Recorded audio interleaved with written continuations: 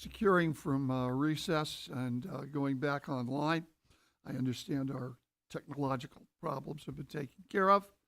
Okay, to let the public also know, Ms. Davis is with us by telephone. So, Dr. Lacklear, we have quarter one discipline report. Yes, sir. We have our routine quarter one discipline data report that Ms. Metcalf, Ms. Sinan, and the chief will share as needed. We also will roll right in from our discipline data report from quarter one to our learning, and we're calling it something a little different this year. Instead of just quarter one academic update, I'm going to call it a learning and teaching update because that really is the core of our work. Everything that we do ends up impacting learning and teaching, no matter what role our folks play, no matter what's happening, it all impacts learning and teaching. So we'll have a learning and teaching update following this from our technology team. So we'll roll right from this into that. So with that, I'll turn it over to Ms. Metcalf. I always appreciate her work to have good, clear data to share with the board. Thank you, Ms. Metcalf.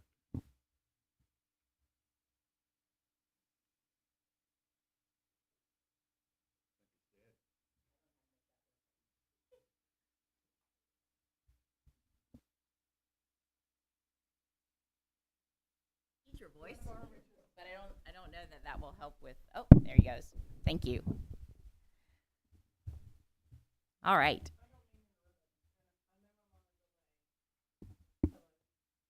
Yeah, gotcha.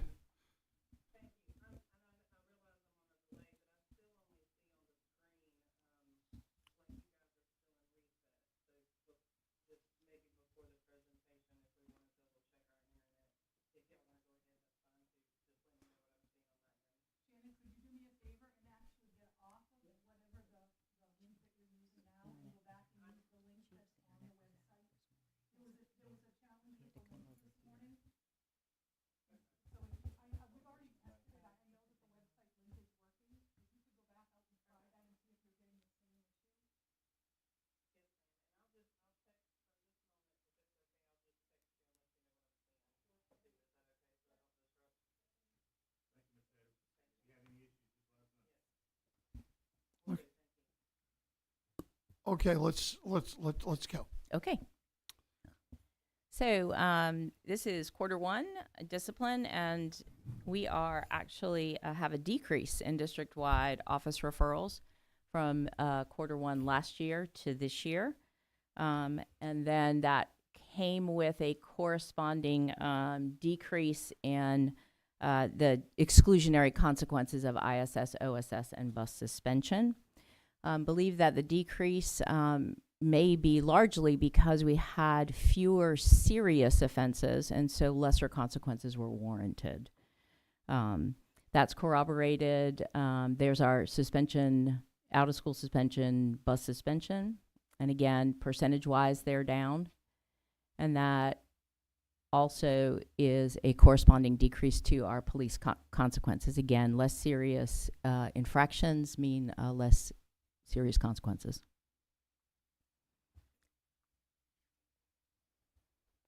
All right, we'll take a look at the actual offenses, the infractions.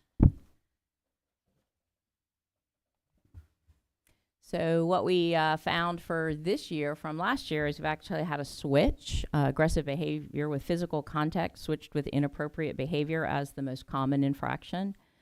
Disruptive behavior has remained relatively constant. There is an increase in non-compliance, and we're seeing that more in the elementary school than we are in the middle or high school.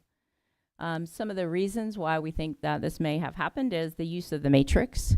So those 3 discipline matrices that we have implemented fully for this year make coding more consistent in Educator Handbook.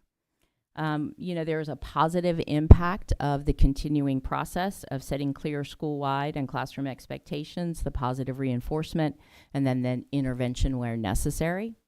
And we think that students are learning to successfully apply their skills to express their frustration and anger rather than using physical means. Thanks, Charlie.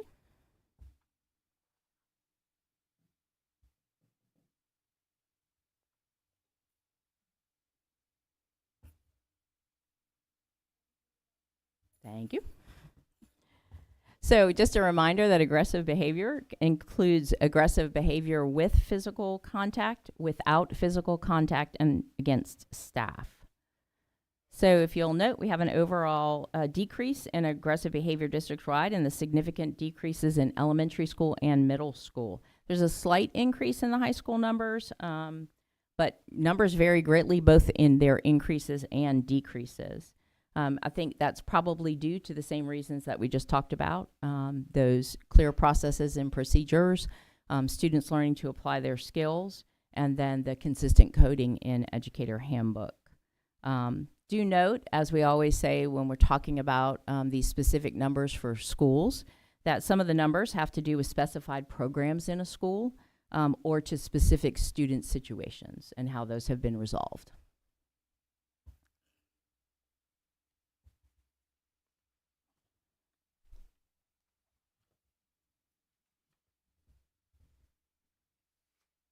All right. Reminder that our assault data includes all assault categories, including the student with no weapon and no serious injury, and on personnel with no serious injury, as well as our sort of other category. Significant decrease in assault across the district and a decrease at all grade spans. Just note that for elementary schools and for CLC, that these are based on specific student situations where you see a higher number, in which the schools have created and implemented successful individualized plans for the decreases.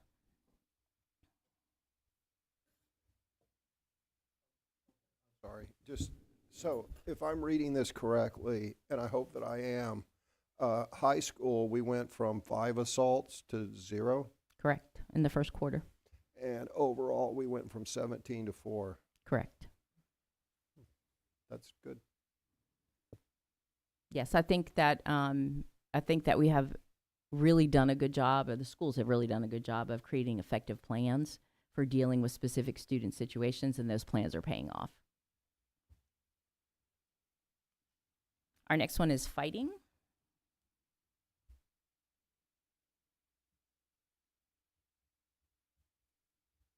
So for fighting, our high schools have remained constant. There's a slight increase at middle school, a significant decrease in elementary school, especially at Southern Pines Elementary School. Just to note, Southern Pines had a specific focus on fighting behavior last year, setting those clear expectations. They gave direct instruction on handling conflict in a positive way, and then implemented consistent consequences. And I believe that's where we see the drop off there. Did you say a drop-off or an increase in Southern Pines? It's a decrease by 10. Oh, okay, all right. So last quarter, quarter one last year, they had 13 incidents of fighting. This quarter one, they had 3. Wow, okay. Charlie, can you scroll back up, please? I'd just like to see the headers. Thank you.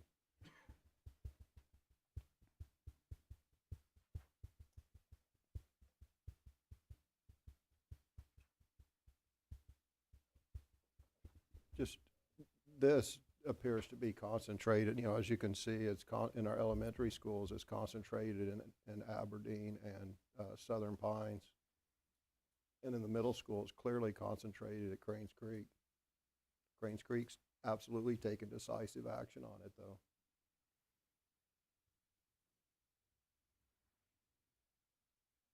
New Century absolutely took. Look at that. New Century and Southern Middle had 100% out of school suspension for as a consequences for their fights. Actually, good. The high schools did too. Good. Taking it serious.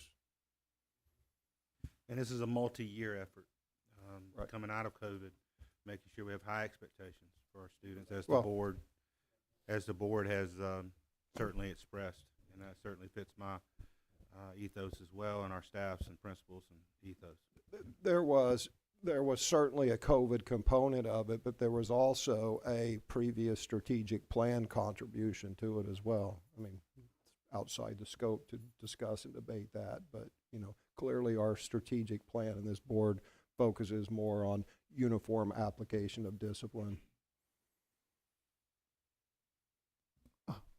Are you You have more comments? I want to that- know. Okay, go.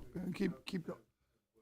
Yes. On union fines for this year, you've got 3 incidents and 4 out-of-school suspensions. One incident could have multiple students. They wanted to overachieve.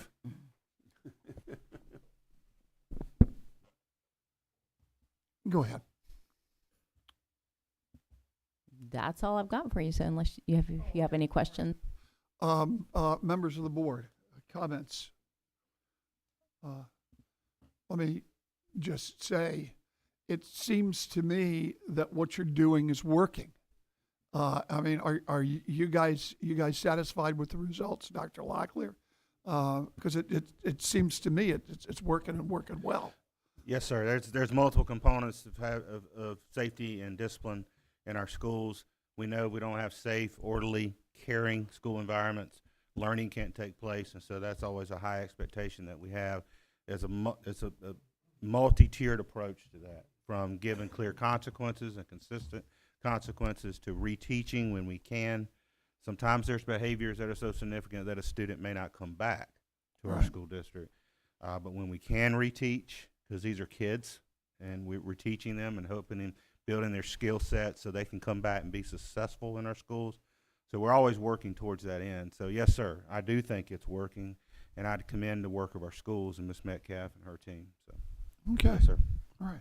Anything further by members of the board? If not, thank you very much. All right. Learning and technology update. Yes, sir. As I noted, changing the title of these presentations this year for the board, I'm calling them Learning and Teaching Update, because everything that we do, whether it's facilities, whether it's from a safety standpoint, whether it's from school transportation, child nutrition, or the work of our teachers and school staff, it's all impacting learning and teaching. And so wanting to use that term this year as we bring these updates to the board, at least every quarter, maybe more often.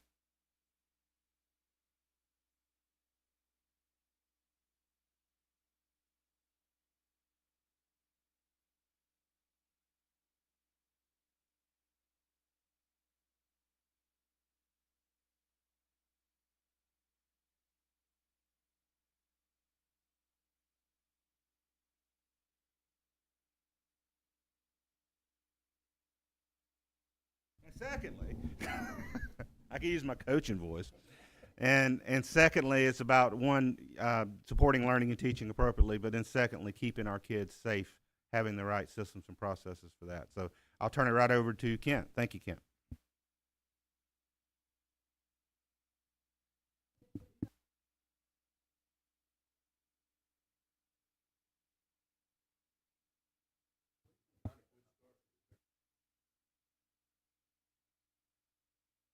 This one appears to be dead as well.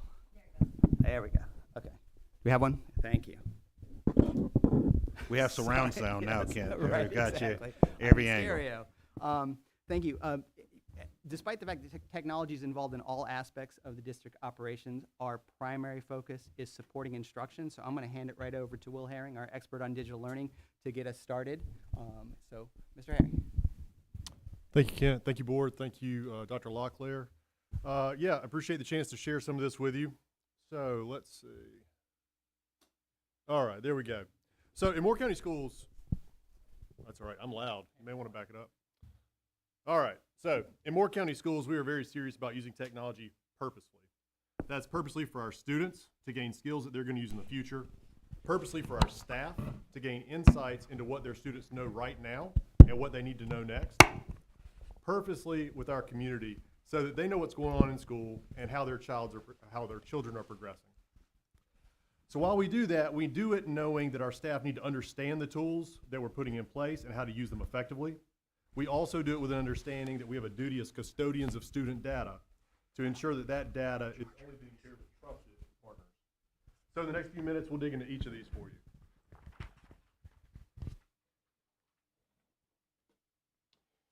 So technology lets us learn and teach better. Technology expands the walls of our classroom. Students' natural skills and interests can quickly be inventoried and incorporated into teaching. So a student that's learning math and loves soccer can learn stats by tracking and predicting the future of a favorite club.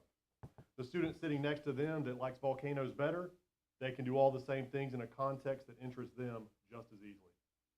With digital tools, teachers can scale Lexile scores up or down, translate passages into a number of languages, and more. Students that learn most easily from audio visuals can have it. Students that do better with manipulatives and direct instruction, they can have that too. Now, I want to be very clear that that is not to say that technology is the key to a good classroom, but in the hands of a well-trained teacher, technology is a very powerful tool for personalized instruction.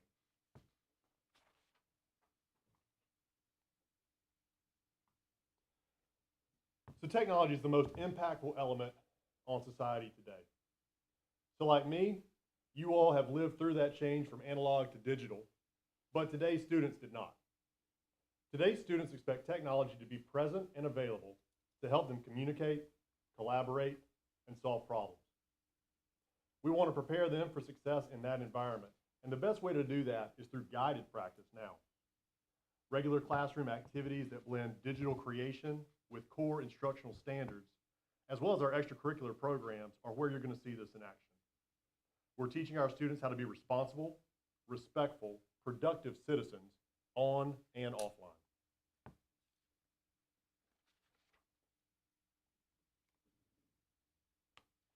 Getting them ready for the future includes exposing them to exciting technologies. The DIV team and their classroom partners create really amazing opportunities for our students to explore robotics, drones, 3D printing, and develop their engineering mindset. The focus is never on one tool, though. The focus is on giving them a technology, and they turn that into a tool of accomplishing tasks.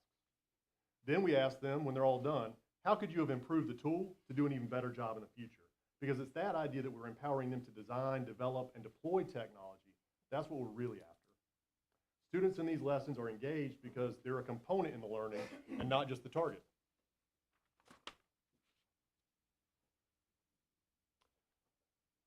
So switching gears just a little bit here, personalization goes further with tools that incorporate AI and specifically machine learning, which is an older technology. Those are used for skill development. Skill development tools like iReady, students begin with a diagnostic assessment, and that determines their strengths and their learning gaps as compared to the state standards. Then, with that baseline established, the program prompts practice at the furthest most edge of that student's capability. The goal is to stretch them until ultimately their skills are able to work at or above level. Teachers, administrators get great individual and group data to track and plan other areas of instruction so they can keep pushing forward. So what do we do with that data? It doesn't stop there. The data we collect is useful and it guides our work. Here I have to brag, Directors Gephardt and Fall, their teams, our school administrators, we've developed a culture of data-driven decision-making. In many respects, Moore County Schools actually leads the state in that regard. Teachers, professional learning teams, school improvement teams, they study that data to understand what is happening at the school, the classroom, and even the individual student level. Teachers have a better understanding of what students need support and then which supports those students are most likely to respond to.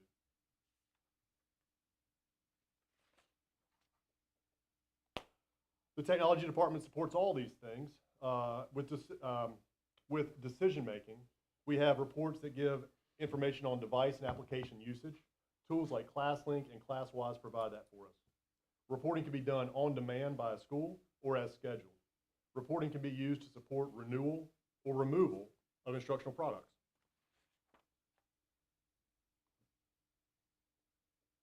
Technology is how we give our families timely information about what their students are learning and how they're progressing.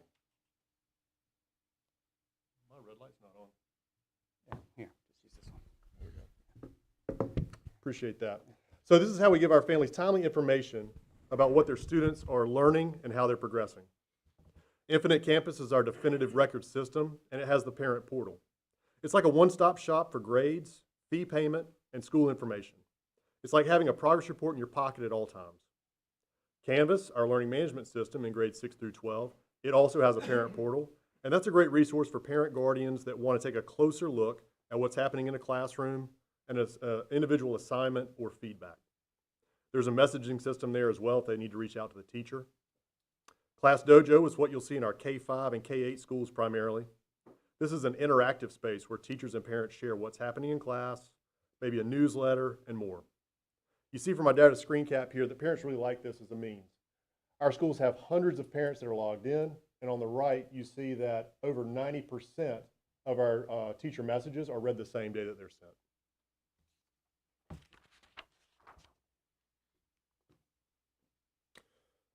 So Moore County Schools is able to go far with technology and data-driven instruction because we invest in training our staff. Everything from classroom hardware to Google Office Suite to even how to use the copier and phones requires training. Training in Moore County Schools starts at day one, and a host of people play roles in bringing staff up to speed. The DIF team are expert teachers that know how to integrate technology where it fits to further instructional goals. They focus on devices, classroom platforms, and student engagement.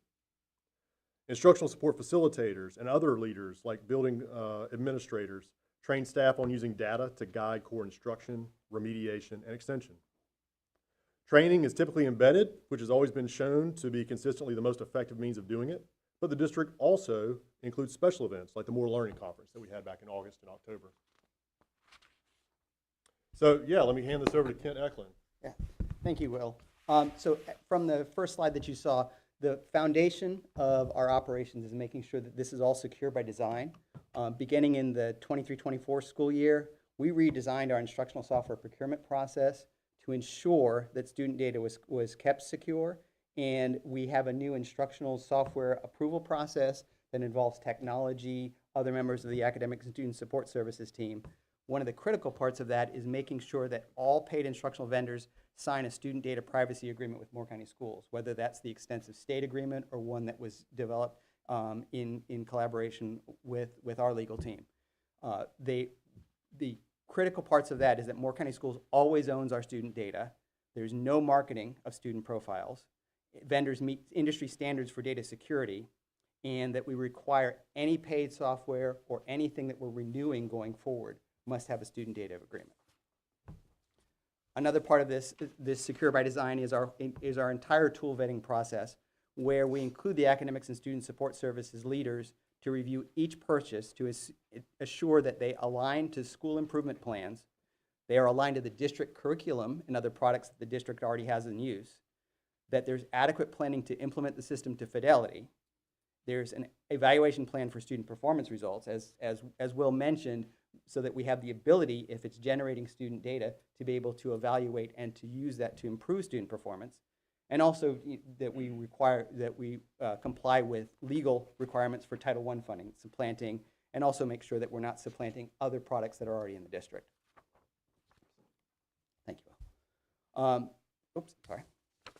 We also make sure that our infrastructure and the devices that the students use are secure. For the grades 2 through 12, the Chromebooks that students use are all managed through Google G Suite for Education. It allows us to set device settings for all of these devices, ensure that they're filtered whether they're on or off network, have different access settings to the entire technology platform based on their grade level. For instance, at different grade levels, emails are restricted at lower grade levels. Also allow specific catalogs of allowed software and the use of their logins. So we know these are the things that students are allowed to do on their devices. Similarly, for the lower grades that have the iPads in use, we have a similar management system that enforces the device settings and also has a specific app store catalog for Moore County Schools. So they can't just be randomly installing all kinds of different apps. We've mentioned already the class-wise digital classroom management. All the board members were trained on the NetRef product. This is actually an improvement and an enhancement to the original NetRef product that you saw. But one of the most important things is it provides teachers the ability to focus students on specific resources and even pause internet access in the school. It also provides administrators the reporting features to know what their students are doing in the classrooms and make sure that students are using technology appropriately. It also gives us all as a technology department and as district administrators the ability to look at overall trends to make sure that the students are using technology appropriately, and also to identify, we're providing the schools data on these are the products that are being used in your school, so they can see they are actually getting return on investment when they've actually purchased a product. and also to highlight areas of concern. These are things where we see students spending excessive time on this, and there needs to be a conversation with the teachers about how to focus instruction appropriately with technology. So with that said, there we go. I'm probably loud enough. But with that said, you know, technology again is not what makes a great classroom, but it gives those great teachers one more tool at their disposal to do even better. So if you all have any questions for us, we'd be happy to field those. Questions, members of the board? Yes, May I- sir. I know Mr. Herring's deeply involved in the planning phase of the innovative high school. How does this flow into that arena? Are there any modifications necessary? And how does it follow the student into the 13th grade at Sandhills, or does it? Well, I'll tell Sorry you, for that it's, one off the wall, but no, it's great. So first off, that innovative high school, I think, is another arrow in the quiver, as it were. I'm really excited about some of the opportunities our kids are going to have that are technically inclined to have access to those Sandhills courses that much earlier. Some of the labs that they're able to do at their places, it is very challenging to do those at our campuses. So I'm very excited about that. As far as how we'll pursue that, so every Moore County student, we're going to support them as long as they're a Moore County student. So we'll follow them into the 13th grade if that's the direction that it takes. We work pretty seamlessly with Sandhills. We're fortunate to have had a relationship with them for a while now. So our students take Chromebooks over there daily, and that works out just fine. We've had some of the early conversations with their IT staff that we'll keep kind of ironing out as we get a little bit closer. But no, we're looking forward to that, and we have great partners over there. great, super. Thank you very Yes, much. sir. Further questions, members of the board?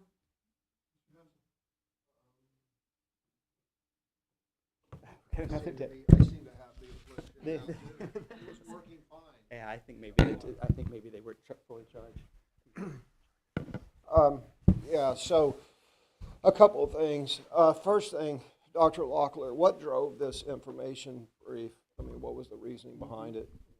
It just came from one more opportunity to share about the things we're doing around learning and teaching to support it and to use technology appropriately. You know, another one might be, you know, an update about another area that's impacting the classroom. So it's just one facet of what we're doing with learning and teaching. Yes, sir. It wasn't necessarily a request or specific concern. It's just an update on what we're doing around Well, technology. it was certainly helpful, Yes, and sir. it was brief and it was targeted, so that's much appreciated. It hit much of the stuff that I'm really concerned about in technology. I do have a comment and a question and an observation. My comment is good on hitting the privacy. You know, that's been a big issue of mine, and I think many parents and citizens share that. You know, I mean, we start off with Google Chromebooks, right? And, you know, they sell information for a living, and but it's good that we have those privacy policies locked down. And I know you guys do a good job of locking down websites and access to applications, as you briefed. I do have, one of the reasons I asked what was driving this brief is I don't think, with one exception, I don't think anyone on the board has any issues with how we're using technology. You know, you guys do a good job. You know, you're certainly on top of it. With my background, you guys certainly get lots of bang for the buck, you know, as far as personnel. There's zero doubt about that. My only concern about technology is I do, and I will continue to question this, and this is just, I'm just providing this so that you guys know. I will continue to question the need for a 1-to-1 device ratio in our younger grades. But other than that, that's really that's my only objection to the entire IT and technology plan. So, anyway, thank you. Further? Yeah, just, I have one or two questions. I get Class JoJo, okay? But what do we have that is similar in the upper grades? Because it seems like that's a great communication device with parents in the lower grades, but are we doing the same in terms of communication in the upper grades? Well, we're leveraging the Infinite Campus, the parent portal, Yeah. and also the Canvas in grades 6 through 12. There's opportunities for the parents to set themselves up as classroom observers, and so there's interaction that can happen through the Canvas platform as well. If I can add, Yeah. looking down the line a bit as well, we have 2 of our middle schools currently have pushed into Dojo just this semester, trying to get some of that same interaction. If that goes well, one thing that's been nice about the software approval process basically has been nice is something that works well somewhere gets picked up quickly by others. So if that goes well at those two, like pilot schools, for lack of a better term, I think you'll see more expansion. But again, typically once you get to that 9, 10, 11, 12 grades, typically from my experience in 20 years in a high school, parents want to know the grade, and if the grades are good, we're good. Versus I want to know the newsletter, I want to know what generally is happening, but that one-to-one conversation isn't utilized as much in those grades. No, I get it, but I think the more we communicate with parents, the better, and I do like the idea of the class dojo to look at it in the upper grades. That's up to you guys as to whether it works or not.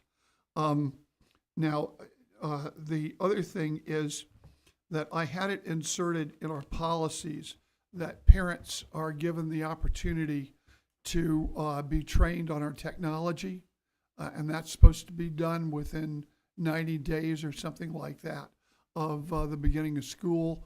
Was that done? Have parents taken advantage of it? What have we done with regard to getting parents, giving them the opportunity to be trained on our technology so that they can interact easier? Start this one. I would say twofold.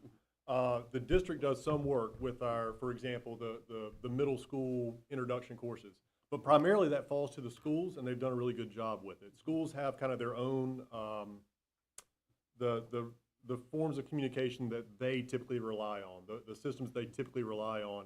And so they've done a good job when they onboard their students and they onboard their parents. That's when that typically happens, in those first back-to-school events. Okay, all right, because I'm really interested in parents feeling at home with our technology. I know our students do, but I want our parents to feel at home with the technology so that they can get into their students' records or whatever discussion with a teacher and the like. Also, Dr. Locklear, are we keeping track of the amount of money we're paying to various vendors and whether each particular software payment is a good one? And are we getting bang for the buck? Are there licenses that we don't need? Is there something going on that to make sure that we're efficient in that regard? Yes, sir. We are doing that. That's part of what Will and Kent were sharing with ClassWise, and with looking at our usage, and not just is it used, well, is it aligned to the standards? Is it giving us effective data that our professional learning teams can then take back and utilize in their discussions to impact each individual student? So, one example Will shared was iReady and the usage of iReady, and how our PLT teams are using that, how that aligns with the state test, and prepare our students to grow each and every year. So yes, sir, we absolutely are doing that. I'm just wondering, I don't know, are there licenses that we might not need? I have no idea. There have been some examples of things that we've no longer signed a renewal agreement with. And sometimes there's some individual schools that say, whoa, wait a minute, we use that a lot, but we work with individual schools if needed. But as a district, when we're looking at things, and as individual schools, if something isn't aligned or it's not being used, we're not going to pay for it. Okay, appreciate it. And lastly, I wanted to thank Mr. Herring on the debate. I didn't get a chance to do that publicly before, and we had about 800 people at that debate, and I understand it was I know technologically it was difficult to do.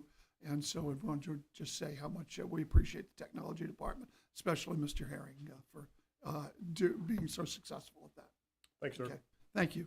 That's all I have. Yes, I have ma'am. just one comment. Yes. For Infinite Campus, of course, people don't like change a lot. So I was a little leery on it, but I love it. The app is easy to use, very parent-friendly.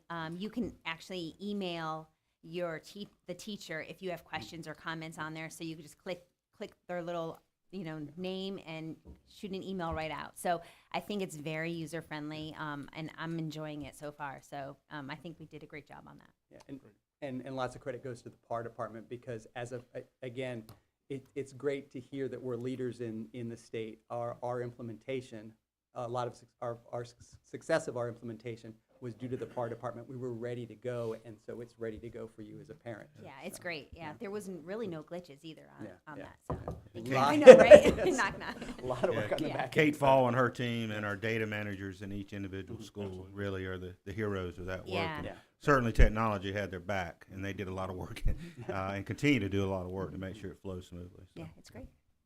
Okay. Thank you. All right, anything further? No. Thank you very much. Appreciate it. Next, Thank you, Jimmy. Dr. Locklear and Ms. Bruno going to have a discussion on the potential pilot Spanish course in the elementary school. Yes, sir. This was brought forward out of committee by the curriculum committee. Curriculum committee asked if I could have staff do a brief overview of what a pilot and implementation program would look like and some budget implications of such a program in our school district. Of course, as I expressed in curriculum committee, I do not, while having world languages at the elementary level certainly is not a bad thing, based on our focus on our core work of growing our schools and our students, based on the logistics of doing this, the staffing of doing this, and the budget impact of doing something like this. I do not recommend any action.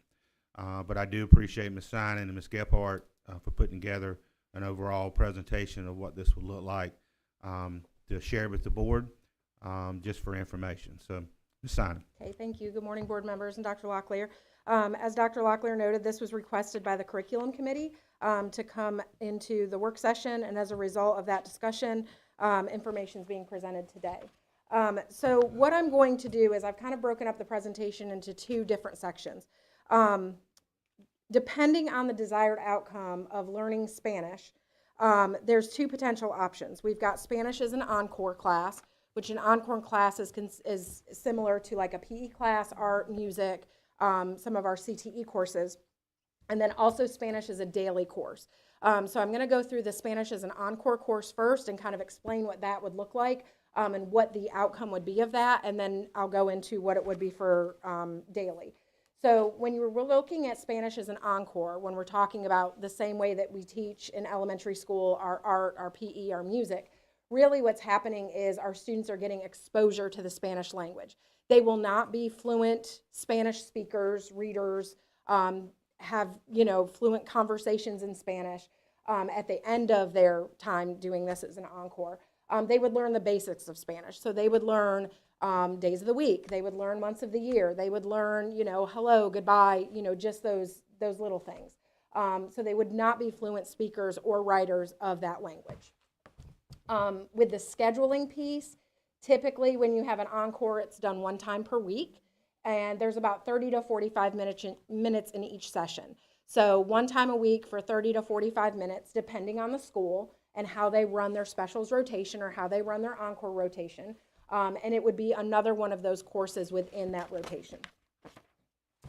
So when we kind of break this down, there's two different options that we looked at. The first option would be for year one, just to be in one school, because when we're piloting, we typically pilot in one or two schools. So it would be one school, starting in 4th grade, per what the committee had shared, 30 to 45 minutes per session as an encore. Students would receive this encore once per week, so they would receive it like they do their PE and their music and their art, one time per week, and we would need one teacher to teach that course. Year two, we would implement in 4th and 5th grade, 30 to 45 minutes per session. Students would receive this encore once per week. We would still only need one teacher for that because that teacher would teach just one 4th grade class each day and one 5th grade class each day. The option two would be to implement K through 5. So year one, K through 5, 30 to 45 minutes per session. Students would receive this encore once per week, just like they do in 4th and 5th grade. And you would only need one teacher, but that teacher would be teaching that Spanish course 6 to 9 times daily, depending on the size of the elementary school and how many classrooms would be rotating through. A couple of the considerations or a couple of the things just to think about. The option would, again, only give them exposure to the Spanish language, colors, some conversational phrases, days of the week, things like that.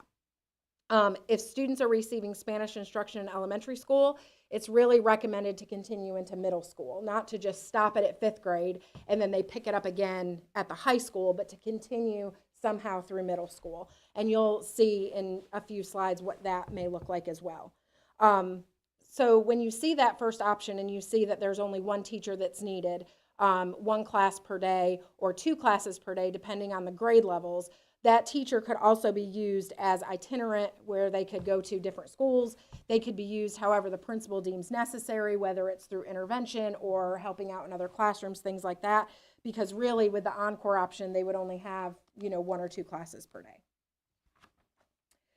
So when we look at the budget, because we've got to really see how much this is going to cost per elementary school, you'll see that I've got it broken down in the next few slides over 5 years for that full implementation. We have considered the teacher salary and benefits. Now, again, this is an estimate. This is not what every single teacher gets paid. So this is an estimate based on years experience, licensure, all of those things. We have a teacher guide for the curriculum that Ms. Gebhardt has researched that could be used K through 8, actually. So teacher guide for each grade level, and then the student materials. Now, this was based just on a class set. You'll also see on there plus any additional needs, because really we didn't take any additional needs into consideration with this. There may be classroom setup. There's other materials besides just the teacher's guide and the student workbooks that teachers may need in order to teach this. So we didn't put any of those things into this when we did this initial run. So grade 4, if you're only looking at grade 4 through option 1, it's approximately $87,530. For year 2, again, you would just need 1 teacher.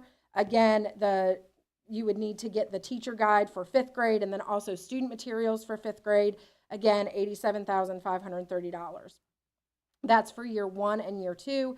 If you do the K5 option, which is option 2, again, you would just need that 1 teacher. It's very similar. However, you would front load and get all of those teacher guides beforehand. So that would be a higher cost at the first year. And so then it's only looking at the teacher salary for the 2nd year. So you'll see here for year 3 and year 4. So once you go into the middle school, then you're looking at an increase of the teacher, also the teaching supplies that would be needed, additional classroom space may be needed. So you'll see for year 3, for option 1 with the 4-6, $172,530. Is this cumulative or is this an addition? This is for that year, how much it would cost for that year. But it's cumulative. It's not 87 plus 87 plus 172. It's like 172 is the full amount. For that Okay, year. for that year. Okay. I'm going to show you the cumulative soon. Well, that's fine. I'm just trying to figure out in my own mind what. Yep, that's the yearly cost for that year. For year 3, that's how much it would cost. Same thing for year 4, but you would expand into 7th grade so that you could continue through middle school. And then if you take a look at year 5, you've got the $172,530 because you're not increasing the number of teachers because you've got it at 1 elementary school, 1 middle school. Once you implement over those 5 years and you include grades 4 through 8, you are looking at a total annual recurring cost for full implementation at just 1 elementary school and 1 middle school as $172,530. That is only included at 1 elementary and 1 middle school. Same thing when you look at the K8 option. Now, if you wanted to fully implement at all of our elementary schools, all of our middle schools, and Connect Academy, it would be a total yearly recurring cost of $1,838,130. If you had this implemented at all of our elementary schools, all of our middle schools, and then we also want to make sure, Connect Academy is included in that as well. A couple things to consider as you're looking at this is that feeder pattern from elementary to middle school.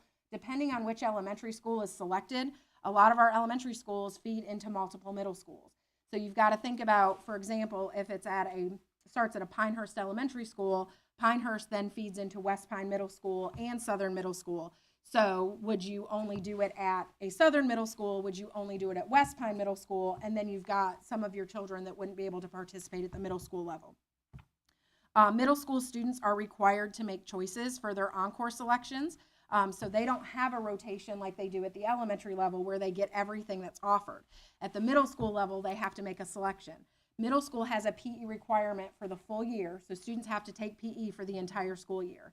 So that takes one of those out of the two that they would have to take throughout the year. If a student chooses band or orchestra, that is also a full year program.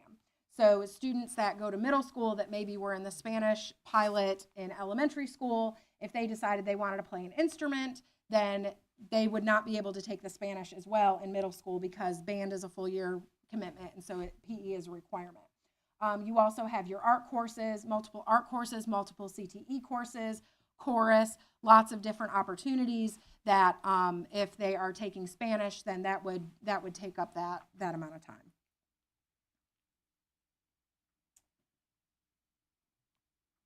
Okay, so when we're looking at just kind of a breakdown over time, I know Mr. Levy was asking if that was just for that 1 year, if it was cumulative.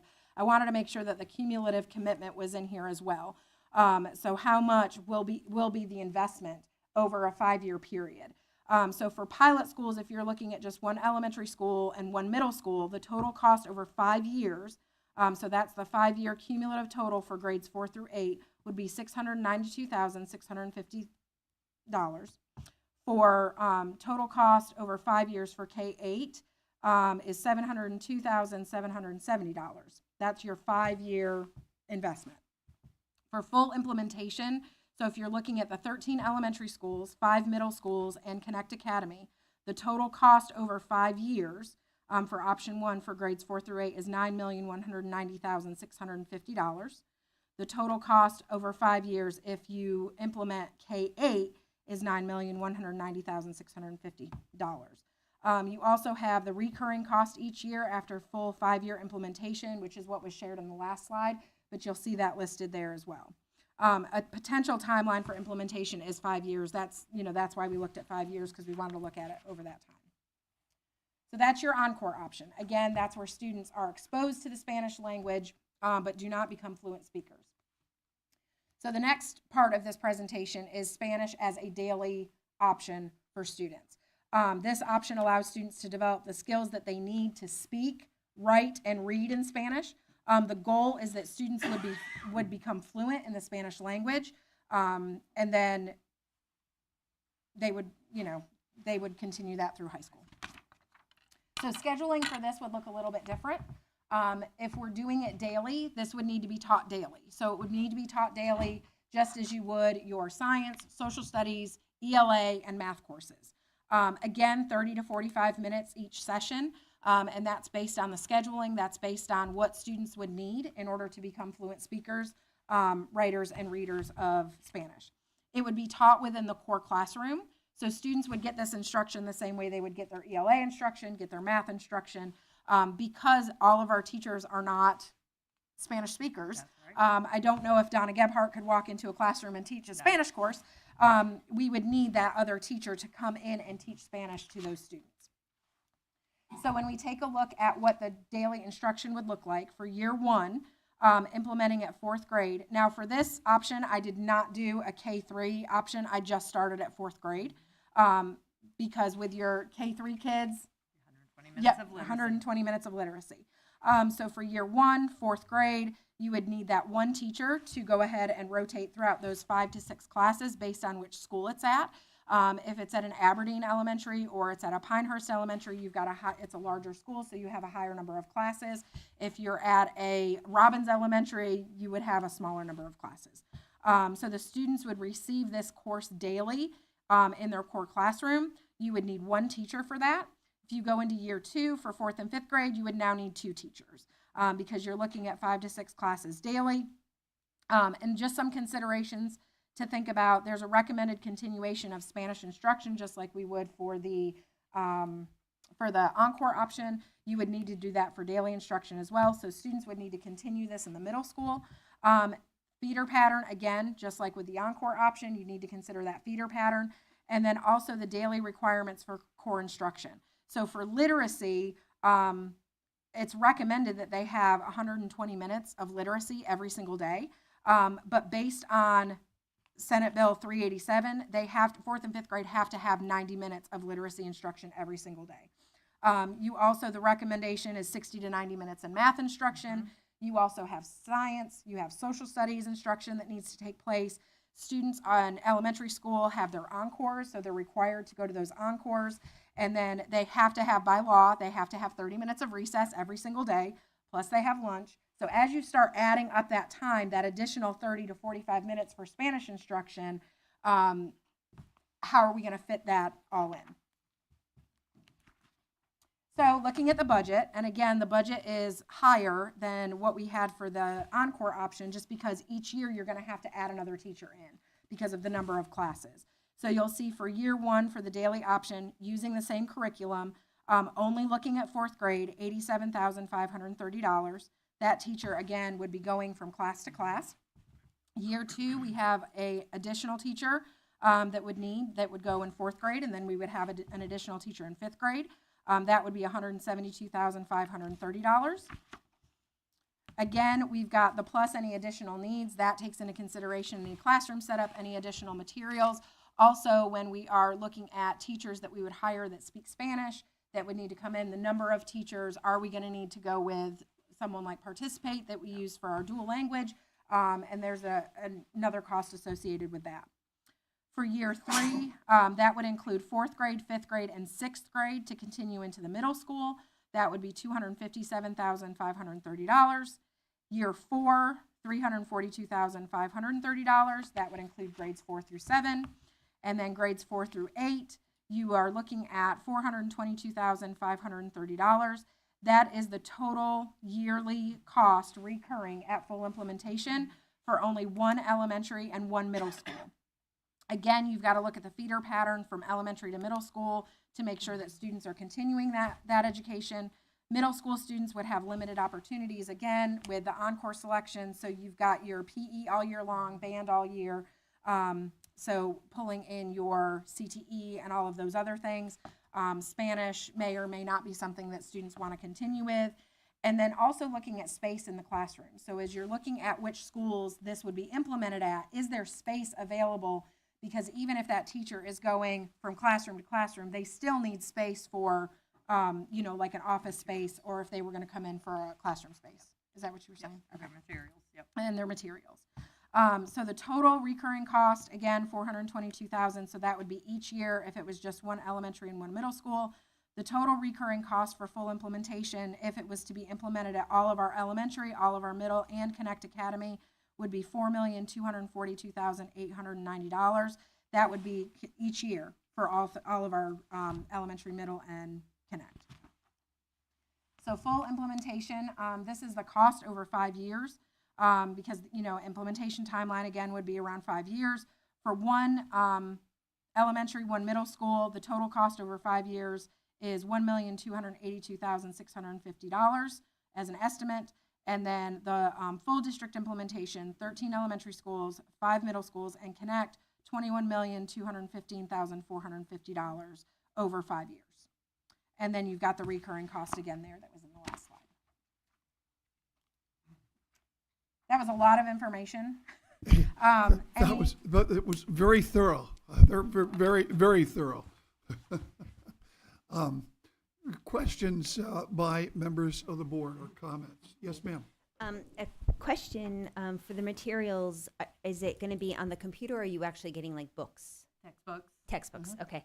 And then one thing I was just kind of popping up in my head was, aside from the money aspect of it all, you're going to have strategically, with children so for instance, a child that's going to Pinehurst Elementary, let's just say she or he goes to West Pine Middle, but then you have West Pine Elementary, and they're going to West Pine Middle.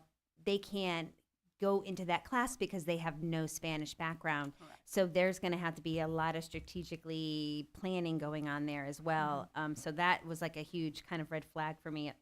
Not that it would be hard. I mean, it would be hard, but not that it's not doable. But and then the other one that I was just thinking about was if you did Spanish the entire time, that's almost kind of like what we're doing up in the dual language. So, I know a lot of board members were, have been against that. So I don't know if that would be even an option for our elementary students to do that down here. So those were just kind of things that were running in my head. And have you had any interest in any elementary schools or contacting you or asking like, hey, yeah, we want to try that? Or I you have haven't not. asked? I don't. No. Yes, ma'am, and it's not something I'd recommend at this time. Right. Yeah, based on other points of focus and all the logistical Yeah. points that you brought out and Jamie and Donna brought up. Thank you. Other members of the board? Please. Yeah, yes. Ken?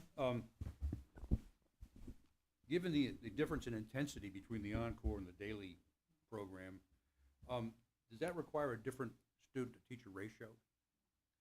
Does that entertain that notion? No. No? Okay. Again, along those lines, is the grading different for Encore, given the less intensity, or is it the same as for daily? Yeah, in elementary schools, the grading for Encore is different than they do for the other courses because you're only in there, once. You're only in there once a week. So it's very different. The way that Encore, it's more of with Encore, and if I'm misspeaking, tell me. It's more, OSMU, and then it's also exposure. It's exposure to music, it's exposure to art, to help gain those interests, and for students who are interested in those, to give them that opportunity to expand on that. If it's a daily option, then it's, they get the grades like they do for math, science, all of the other courses. At the middle school level, the Encores are graded because they do see them every single day. So they are graded like they are other courses. Okay, thank you. You're welcome. Yes. Ms. Bruno? Yeah, we're talking about a whole lot of things, but nobody's talking about what the kids are going to learn. And from what you just said, it's all about learning and teaching. Am I correct? And Yes, ma'am. Okay. Well, and I know everybody knows this, so I'm speaking to the choir. But learning a second language improves communication skills. It increases vocabulary. It enhances problem solving. It sharpens intellectual skills. It teaches children the ability to switch tasks. And everybody knows that young children are better language learners.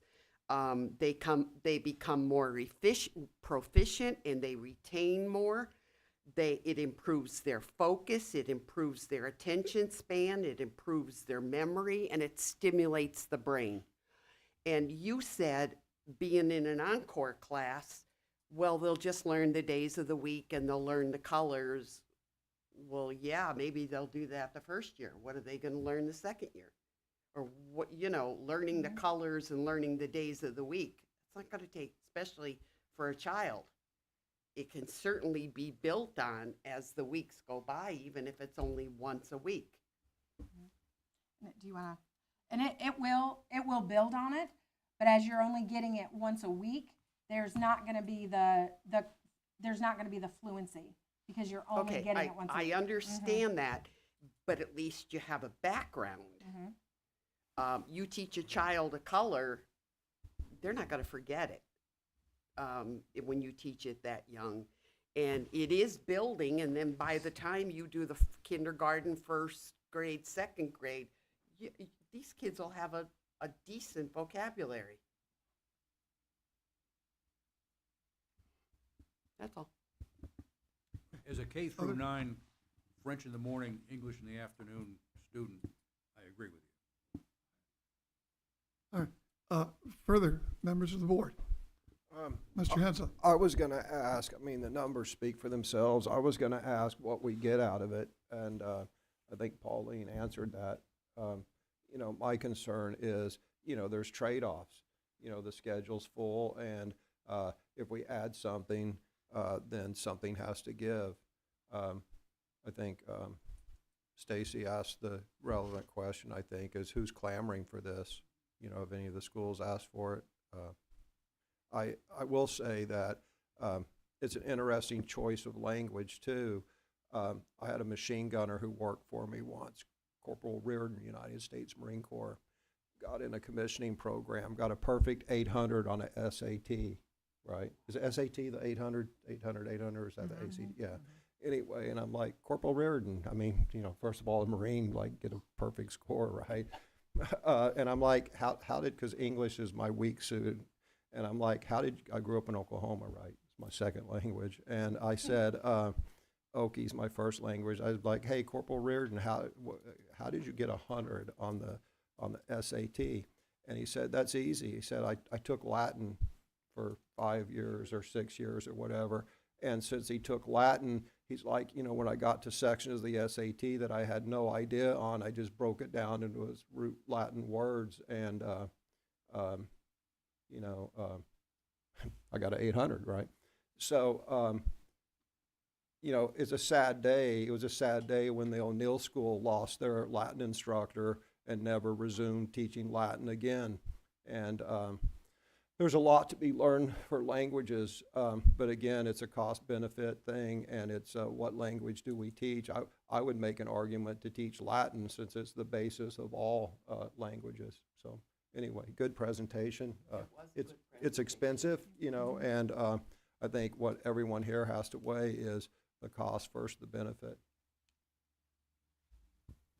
Further members of the board? Yes, sir. I do have a question, and I guess it's self-evident now that I think about it. I'm like, why start in elementary school? And it's because the minds are younger and more impressionable, easier to learn and all that. Okay. And just one other quick thing, and I probably should have gleaned this from the presentation, but you presented 2 different courses of action, one mandatory and one optional, or are they both mandatory? They would both be mandatory if it was implemented, if that was the directive that was given, they would be mandatory. However, the difference is that the Encore option is just, you know, once a week. Once you get to middle school, then it would probably have to be optional. Yeah, it would have to be a choice at middle school. That was my confusion, because I couldn't think of the term Encore. I thought that was an option. So it would be at the middle school level, yes. Both of these would be mandatory at the elementary. Correct.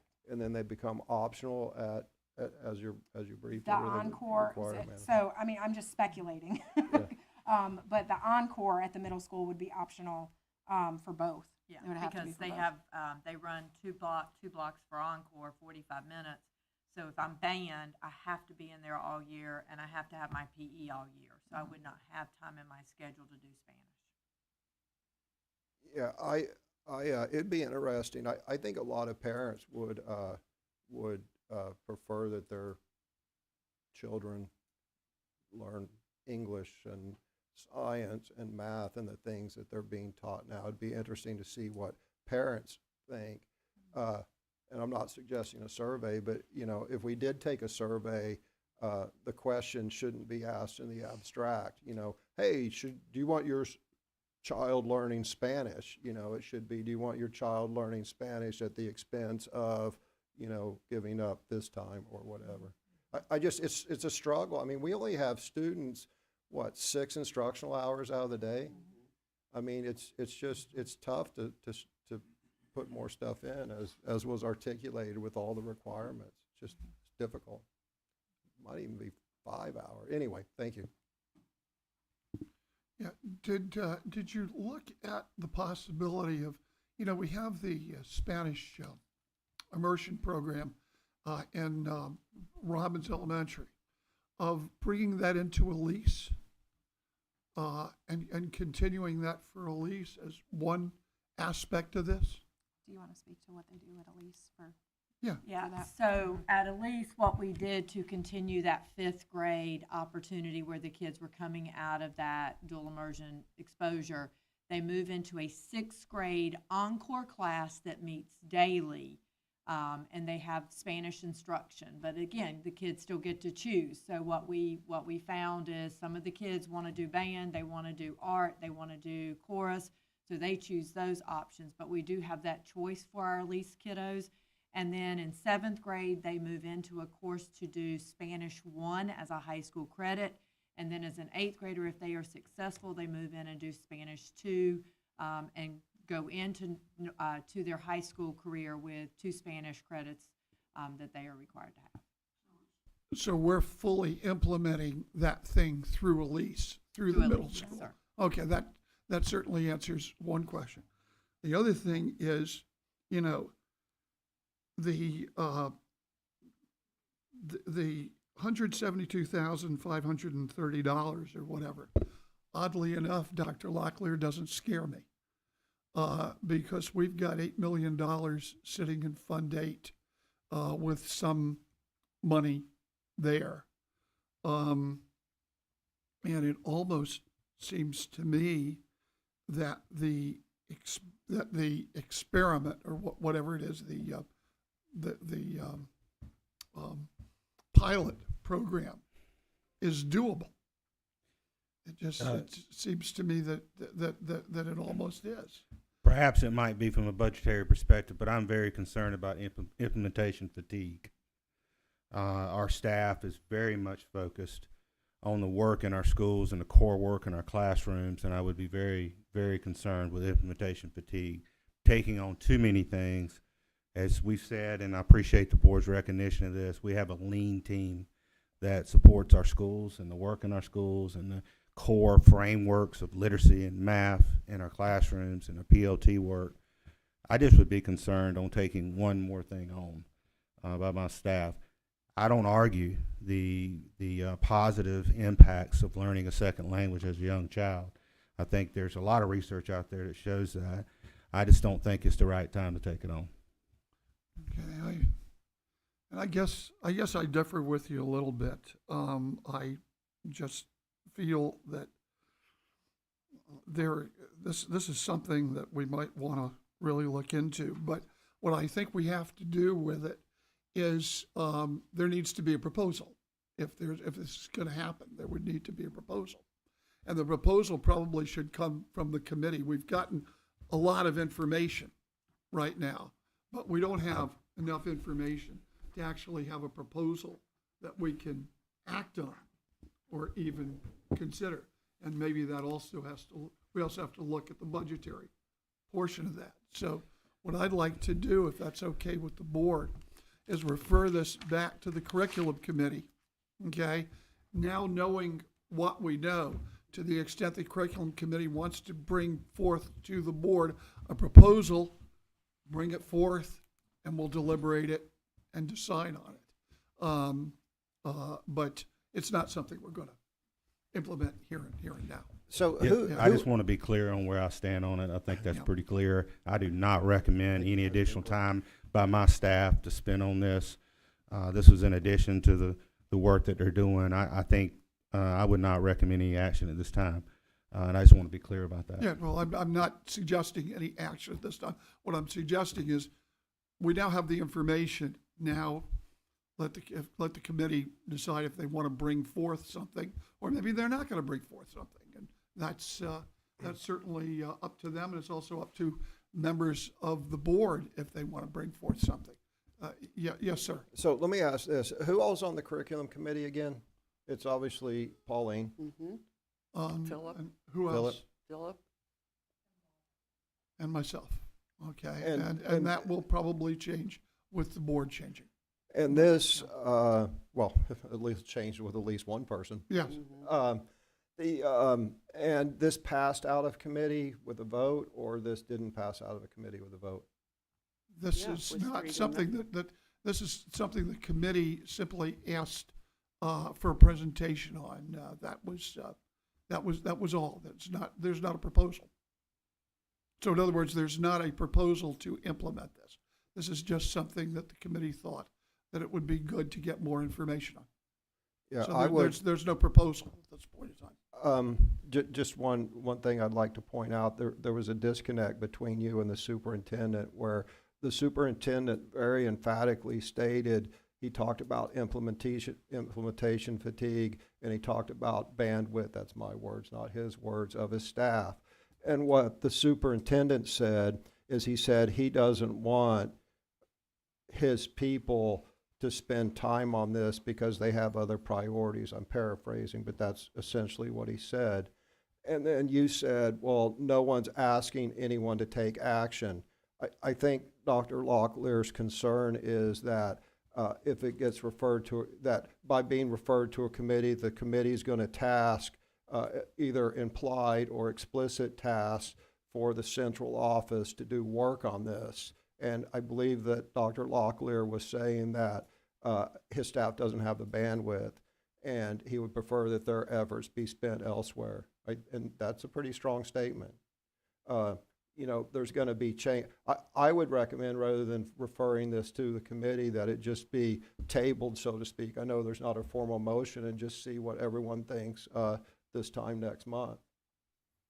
Well, at any rate, I think that the committee, however that committee is comprised, can decide what to do with it. Or it may very well be that they just decide to drop it.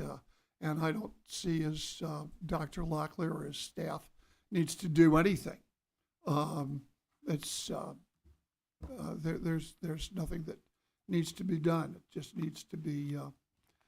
I don't think that my personal belief is that we shouldn't drop it. I think it's something which is worth considering, and it's something which we should move forward with, but not necessarily at this time. And we'll send it back to committee. And so my decision is to send it back to committee. So that's the decision of the chair.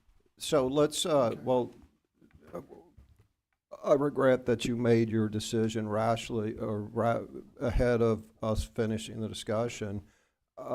Again, a team, whether it's a central off, any team only has so much bandwidth. And I guess what was the purpose of presenting this here unless it was to take the temperature of the board? And maybe we ought to take the temperature of the board and see who's interested in proceeding with this, because you may not have the preponderance of the board. You may. I mean, it sounds like you do. But, you know, we haven't heard from Shannon. To me, there's a couple issues here. And it's not the educational component of it, because I understand that younger people learn languages better or easier. I understand that learning multiple languages, the things that you said, Pauline, and I recognize that. I'm concerned about, we've done a lot of things for our curriculum, and I've been very steady. I've been very consistent in saying this, and I think most of the people on the board believe the same way. Of all the challenges facing us on this school board, we've got construction, we've got SROs, go down the line.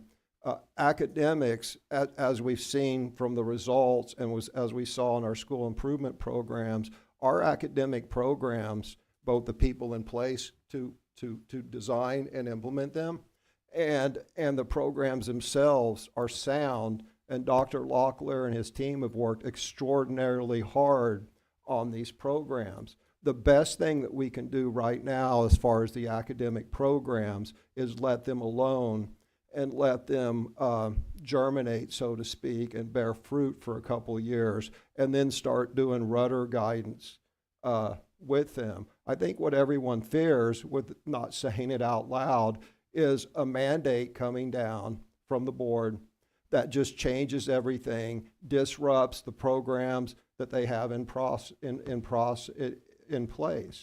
And that's a valid concern, because that's kind of how this board has done things.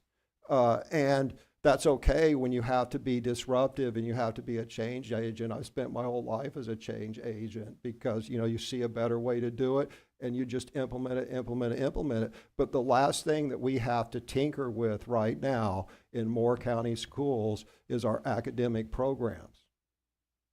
And we've got great people, and not a single school is clamoring for this. It's like the school uniforms. Not a single parent is clamoring for this. Not a single school is clamoring for this. And the professional educators who we've kind of hand-selected, are recommending against it. So for those reasons, you know, look, this may be a good aspirational goal, but we're not there yet. You know, if this is a good aspirational goal, this is a big muscle movement.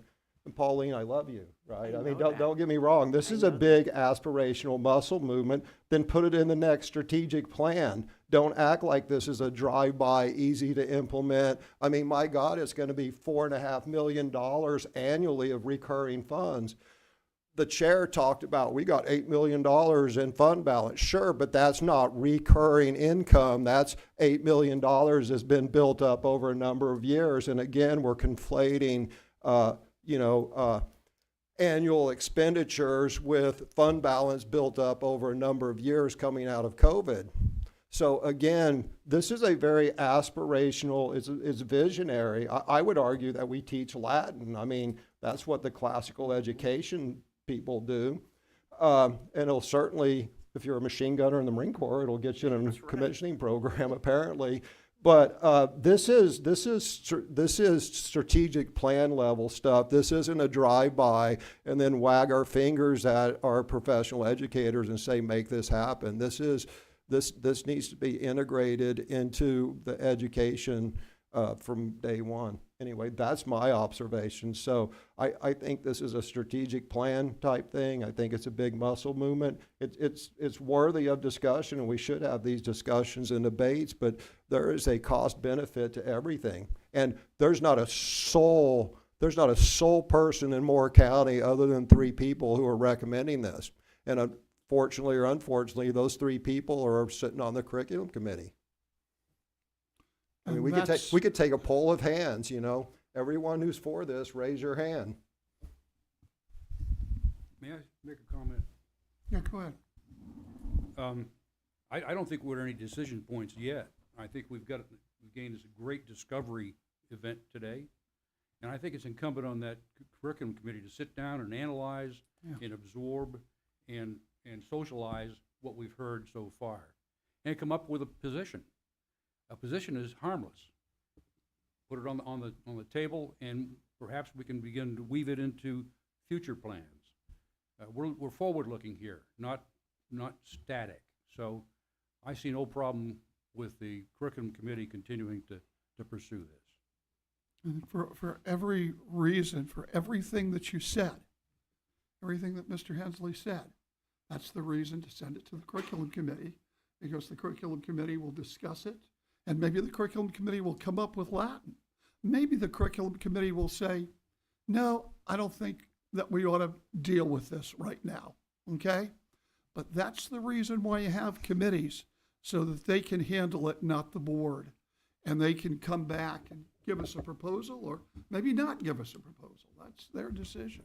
But, and that committee will look much different, might look different tomorrow than it looks today. And that's cool too.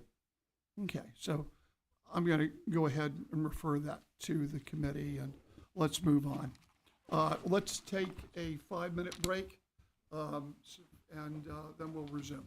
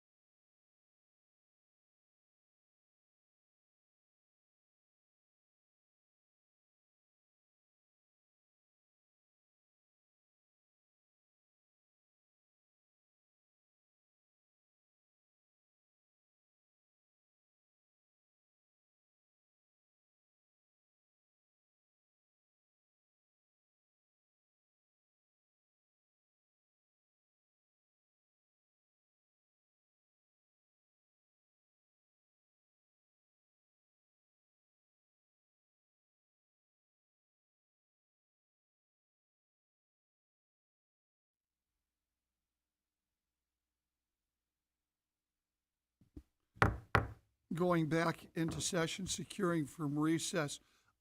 Apparently, Mrs. Davis had some technical problems, and she wanted to make a comment on the last thing. So let me reopen it just so Mrs. Davis can make a comment. Go ahead. Thank you, sir. Yes, thank you for doing that. I did want to speak to, I guess what Dr. Locklear was saying to begin with. It right now is not the right time, but I don't think that it's something that needs to be overlooked or neglected. And also with Mr. Hensley and his shift of focus on the language from Spanish to Latin. As a homeschool mom, I spent one semester going over Latin with my children. It's just one little word every single day, or one little root word that we would go over every day. And it is so beneficial. So that's my 2 cents on that. Even if we wanted to do a little test, not to mandate any principal doing anything, but just thinking outside the box, because that's homeschool moms. We want to try to get things that are free and fast to do, because time is limited and resources are not, a lot sometimes. Just write that word up on the chalkboard. A teacher writes the root word up on the chalkboard, and they go over the definition of it over their live comm every day whenever they're doing their Pledge of Allegiance. And it just do it for a week, one word a week, and it just really builds on things. So if it's something that our principals are interested in doing, maybe they would start implementing that. In a year or 2 years from now, we could really dive deeper than what we are now. And that's just my thoughts. Okay. Did you want to say something? No, sir. I was just you letting Oh, use my okay. mic. All right. Thank you very much. All right. Now let's go forward to the information discussion on the school police salary. Yes, sir, Mr. Chairman. The board tabled this discussion at the October work session. There were several requests from members of the board for additional information, and I want to thank Dr. Metcalf, Ms. Metcalf, the chief's team, for gathering and working to gather that additional information over the last couple of weeks. I'm going to let Dr. Metcalf introduce this, share that packet of information that staff's gathered. As I did in October, I just reiterate again how much myself as superintendent of the board and we value the impact and importance of our school police officers in Moore County schools. However, at this time, I don't recommend any action on additional police salary increases, as I would believe those would need to be across the board. Every role in our district certainly would deserve an additional salary increase, and therefore I would not recommend just a singular role be increased in salary. I would also remind the board, and I'm appreciative of their support last budget year, of giving our school police officers the additional salary increase, doubling the state increase, giving them that additional increase last year, as well as approving a stipend program that gives our police officers potentially additional funds per month based on advanced training, because we want to encourage that advanced training from our school police. So I want to thank the board for that, and because of that, and because of the fact that I think all of our roles across our district would deserve a salary increase, not just a single role, I wouldn't recommend any action on this time, but we do have some additional packet of information, and I'll turn it over to Dr. Metcalf. Thank you, Dr. Locklear. Yes, at the October 7th work session, we presented a salary scale comparison between Moore County Schools Police and the Moore County Sheriff's Office. We also, at your request, added what the increase would be currently, what the minimum salary is and the maximum, with an 8% increase and with a 10% increase as well, and what the budgetary impact would be if there were any increases made. At that meeting, you asked for some additional information, and we've put together a packet for you. Mr. Batchelor can pull that up. What I'd like to do, with your permission, Mr. Levy, is just kind of go through the packet of the information that we've provided. Please. And then the board can review that at your leisure. The first thing that we did is provide an officer salary comparison. The board had requested that we try to get some salary and some additional information from other police agencies within our community. We sent out emails, made phone calls, sent a captain out to each agency. We're able to get some of that information. And so you can see here the minimum salary and the maximum salary. We've included the Southern Pines Police, the Pinehurst Police, Carthage, as well as Charlotte MEC, which is the other school police in the state of North Carolina as well. Vacancies, and then also their pay for events for a couple of their schools. It's very hard, frankly, to make this an apples-to-apples comparison. Some agencies, have sign-on bonuses. Some agencies pay for that basic law enforcement right out. And so it's difficult to make this an apples-to-apples comparison, but it does provide you some basic information that you had requested. That's on page 2. On page 3, it was requested to include in the salary for each of our officers their extra duty compensation. And so we've included that as well. That is based on the 23-24 school year. Thank you to the Finance Department for pulling that together. And then you can see their annualized compensation, including their extra duty for each of our 12 officers that we have. We wanted to include as well just what our process is for both the comp time and event pay. And so we just included our process for that and how that is collected and what they receive event pay for. You can see on page 4, it talks about what is comp time for what events, and then on page 5, where they receive financial benefit as well for either event pay for middle school athletics, for example, middle school dances, for example, and then high school events. High school athletics are handled a little bit differently. That is by the event, and you can see on page 7 what they earn for those particular events. The next page is page 8. There was a request for House Bill 647. We've included a copy of that. That's the act that allows certain retired law enforcement officers who are beneficiaries of the local governmental employees retirement system to return to work as school resource officers or elected sheriffs without adversely impacting their retirement benefits. Then we have a series of job descriptions that we were able to collect from Moore County Schools Police, Aberdeen, Southern Pines, Vass, Pinehurst, Carthage, Charlotte MEC, Robbins. We also included First Health as well. Board had requested that we try to pull those together, and we were able to do that for those police agencies. And then finally, on page 30, there was a request for the purchase date of the police officer equipment. We've included that there with the purchase dates. There was also a request to have the board have the opportunity to review the standing operating procedures as well as the mutual aid agreements.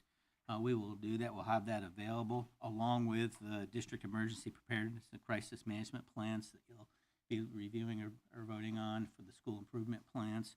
All of the information will be available. We have 3 dates and times where that will be available for board members, where Chief Hardy, Ms. Metcalf, or myself will be available to make that available to you. I will email you that directly after the meeting, but both times are this week, November 6th, either at 9 a.m. or 12:30, or November 7th at 1:30, and hope that that will be convenient for you. That is the information that we've provided. Thank you, sir. Further comments, questions by members of the board? Go ahead. I have some comments. I'd like to go through some of this information. For sure. So if we could just start at the top. I just jotted down some quick notes when you went through it. And if you scroll down, please, to the first right here.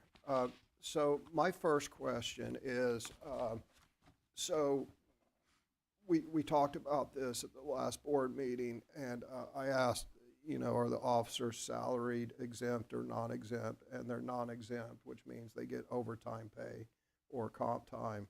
If you're exempt, you can beat someone like a rented mule and work them 24/7, right, Dr. Metcalf? That is true.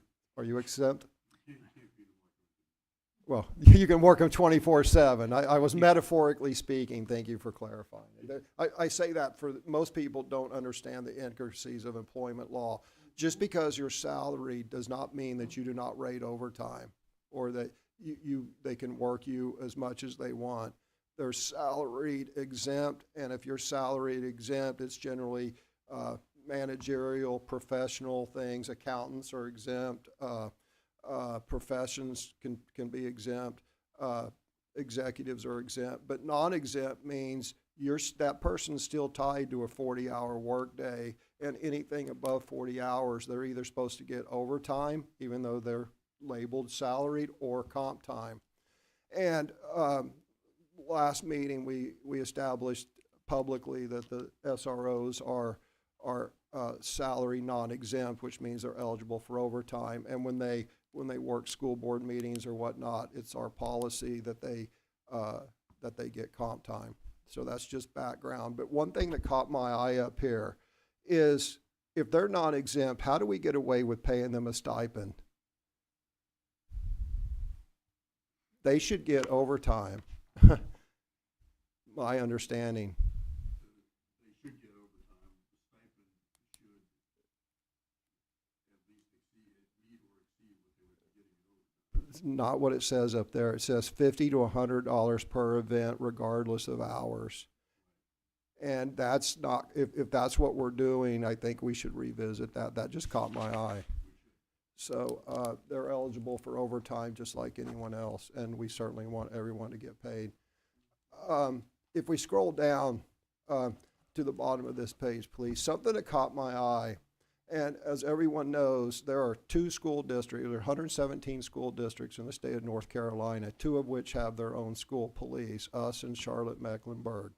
It is interesting to see that out of all those departments surveyed there,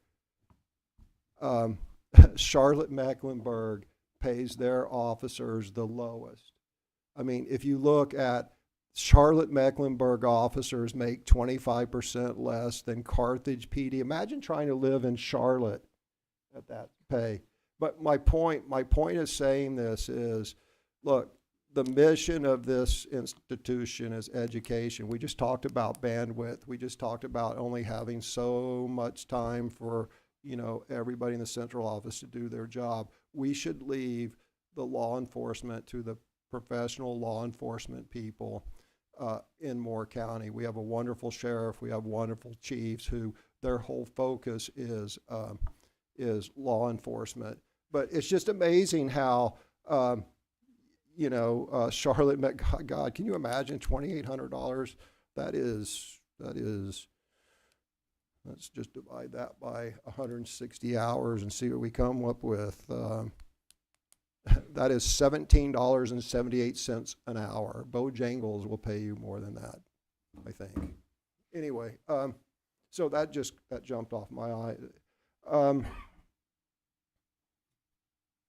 I did a bit of analysis, and my numbers, I believe Dr. Metcalf said it's difficult to get numbers. It's difficult to compare them.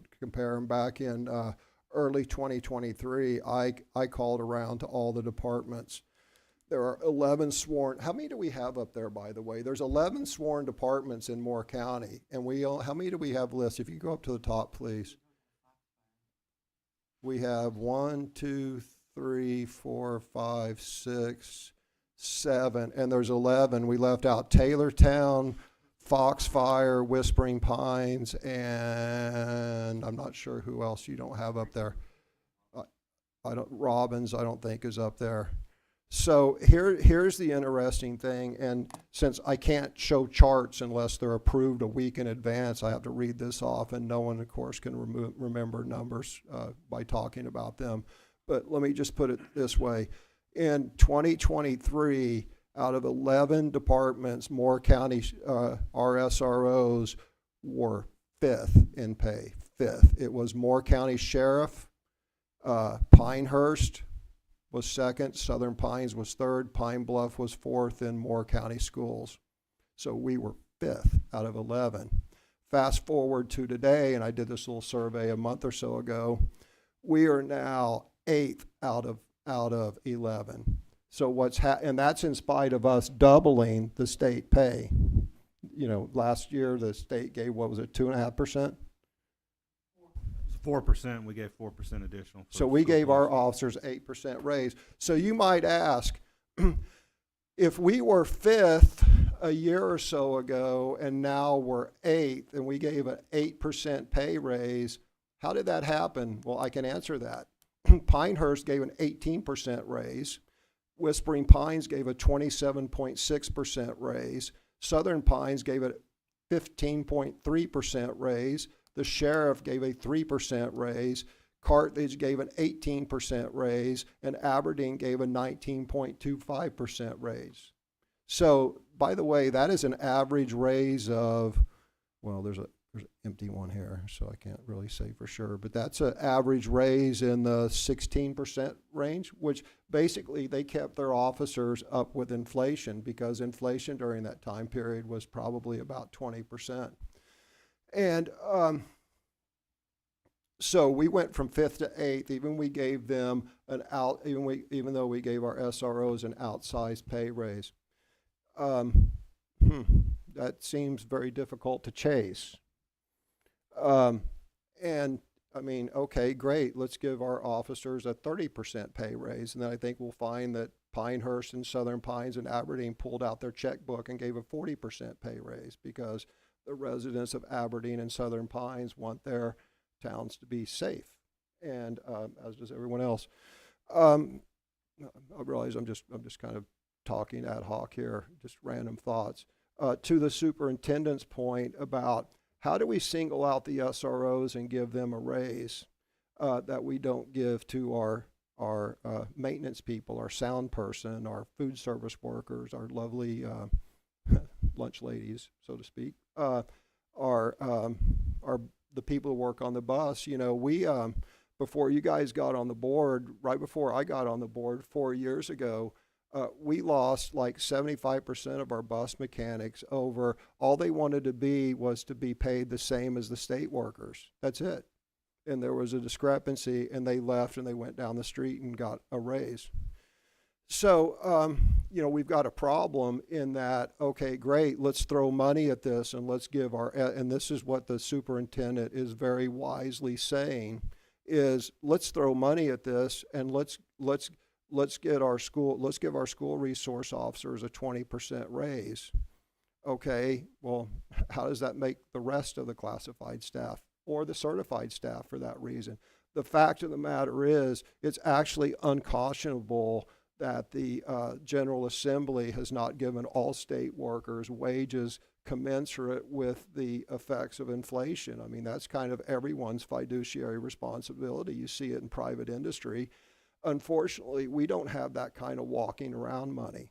We just don't. We cannot, if we gave everyone a 20% raise, we would probably just have to take all the property tax that Moore County generates, plus some. Plus probably a lot. So, you know, what do? Well, it goes back to what do we really want?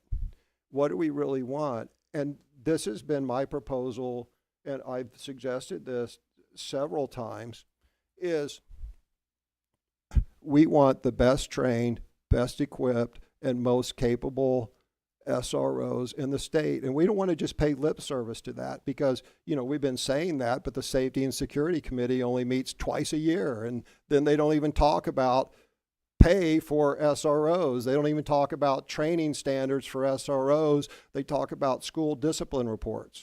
I mean, go back and look at the minutes of the 2 times that the Safety and Security Committees met in the last year, and that's what you'll find. Right? What we have to do is we have to get serious about this, because, as I mentioned when we covered this last month, it is unfortunate reality. If there's going to be some sort of horrific, tragic shooting, it's going to happen at a school. And so odds are, if it's going to happen in Moore County, that shooting is going to happen at our school. So we need SRO. You know, it's funny. I was at a forum a month or so ago, and we were talking about SROs, and, you know, I was advocating we need highly trained SRT SROs who know trauma medical, know how to respond and follow in naturally with the SRT team that would be responding to their school, and went through this, and everyone's like, wow, great idea. And then this lady says, yes, but are your SROs trauma informed? I don't care if they're trauma informed or not. I want our SROs to be able to close with and neutralize someone who's trying to do harm to our faculty, staff, and students. We can worry about whether they're trauma informed, when we're hosing stuff up off the sidewalk. So anyway, look, here's assuming that the SROs are going to stay with us, then here's the model I would propose. Is what we want to do is we want to pay for expertise, and we want to increase the professionalism and the ability to respond. So I'm going to go back to what I've been very consistently saying for 2 years. That is, our SROs, they need to be paid so that they're within a respectable range of the other agencies in the area. Then we do a requirement that all new oh, by the way, going back to, so we have a recruiting problem too, right? Oh my gosh, we can't possibly hire more recruits, more SROs. And the answer is throw money at it, throw money at it, throw money at it. Well, last year when we were like in the top 40% of pay in Moore County, we had a problem getting SROs. Before that, we had a problem getting SROs. So it comes down to maybe officers are voting with their feet and they're joining the teams that they want to join. And I hearken back to my beloved Marine Corps, and Mr. Benway, you know this, throughout, I don't know, most times the Army, Navy, and Air Force have problems meeting their own self-defined recruiting goals. Oh, we just can't get enough soldiers, people to join the Army. Oh, we can't get enough people to join the Navy. Marine Corps has never had that problem because the Marine Corps says, we're the tough team. We have high standards. We do not waive our standards. And the people who are joining the military, that they react to that. They react to that message. We're not lowering our standards. Join the tough team. That's what I'm suggesting we do with our SROs. We increase the standards, and the people who want to be police officers, more importantly, the people who we want to join our team will then want to join our team. So then what do we do money-wise? We can't control what Raleigh gives us. We need to lobby them because they need, Raleigh needs to do about a 20% across the board pay raise for all state employees just to make them whole with inflation. Whether or not you agree that we should have all these state employees, that doesn't matter. If you have them, you need to make sure they don't lose footing to inflation. So then what do? So you pay them, whatever the state does. We've already given them 4% more than every other employee in Moore County schools. Think about that. Every other classified staff, we gave half the raise that we gave our SROs. So here's what you do is you say all incoming SROs, they need to be SRT qualified. They need to be trauma medical qualified. And they need to train once a month with the department, with the SRT team that would respond to their school. In the case if it's out in town, if it's out of a municipal jurisdiction, they would be that SRT. That SRO would be training with the sheriff SRT office once a month. If they're in, Pinehurst Elementary, that SRO would be training with the Pinehurst Police Department SRT team, and so on and so forth. That way, God forbid there's a shooting, we have a no-kidding SRT trained officer who can immediately react to the situation. And then when the SRT team shows up, that SRO immediately falls in on that team and either directs that team or becomes part of that team. And then what we do is for those officers who meet those qualifications, it would be mandatory for all inbound officers, and it would be optional for existing officers. We grandfather existing ones. If you want to do it, you can do it. If not, that's fine. Then what you do for those officers that meet those requirements, you give them a 30 to 35% bonus so they become the highest paid the highest paid law enforcement officers in Moore County, but they're also among the best trained officers in Moore County. That's the solution to this problem. You're not just wantonly throwing money, oh, let's just throw money at this and hope it goes away. Well, tried that last year and it didn't go away. Gave them twice the raise and it didn't go away. So insanity is, trying the same thing over and over again and expecting different results. Again, the solution is increase the standards, increase the professionalism, give large bonuses, proficiency pay for those people who meet those requirements, and then you'll have people flocking to come here. And not only have people flocking, so you'll solve your recruiting problem, and you will definitely you do this and Moore County schools become the least attractive target for someone who wants to do harm than any other target around. And by the way, that's the goal of counterterrorism, is to become the least attractive target. And by the way, this is also going to cost the least amount of money, and it's guaranteed to get results, because if you don't get any results, you're not paying out any more money. You are paying out additional money for people who meet these high requirements. Again, that is my proposed solution to this problem. It's not just throwing money at it like was attempted last year and got 0 results. Thank you. Oh, I have a couple other questions later on if Chief Hardy comes up. I just have a quick question just to thumb up on what David was saying. There's a chart, Mike, of what each officer was certified for, right? Didn't we have that at one point? I remember that you had like Moore County Schools, who was trained in what? I remember seeing that chart. We have a chart of the trainings that we do, the annual trainings that we do when we have them trained. We also have a chart of each of our officers, you are correct, what trainings that they have received, the specialized training. Was it on That's this not one? included in these Oh, okay. presentations. This I was all remember about seeing salary. it, but okay. Yes. And Stacy, what I'm proposing goes beyond those certifications they had. There was SRO certification, there was, weapons instructor. I'm just doing this from memory. There was weapons instructor certification, there were medical certifications.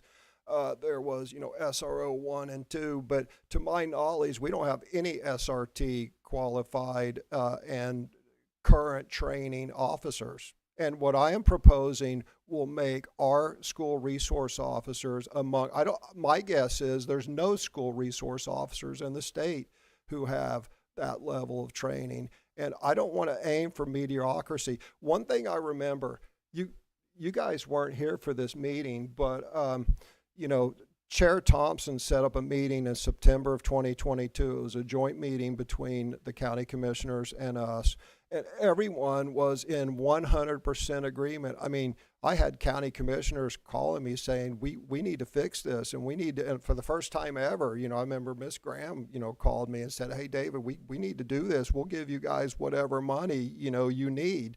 So everybody is in violent agreement in fixing this problem. But what happened is we as a school board have failed them in fixing the problem. If you go to the last slide up here, you'll see the equipment purchasing timeline. I think it's the last slide.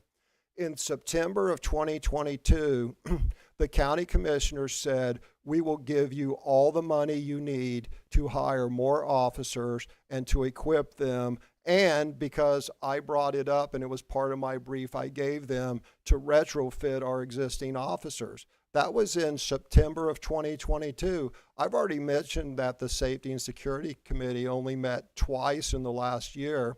Well, look how long it took to buy this equipment. It took a year to buy the first group of it, and it took 2 years to finally buy it. And that was like oh my gosh, we'll do anything. And everyone was, and it took a year to 2 years to buy equipment. That's not taking this seriously. We're just very fortunate there wasn't some horrible event. This is something that needs to be attacked, and it needs to be attacked violently and quickly and solved. But we've been pussyfooting around. By the way, Chief Hardy, one thing I didn't see, can you explain what light body armor is? Is that the concealable soft body armor?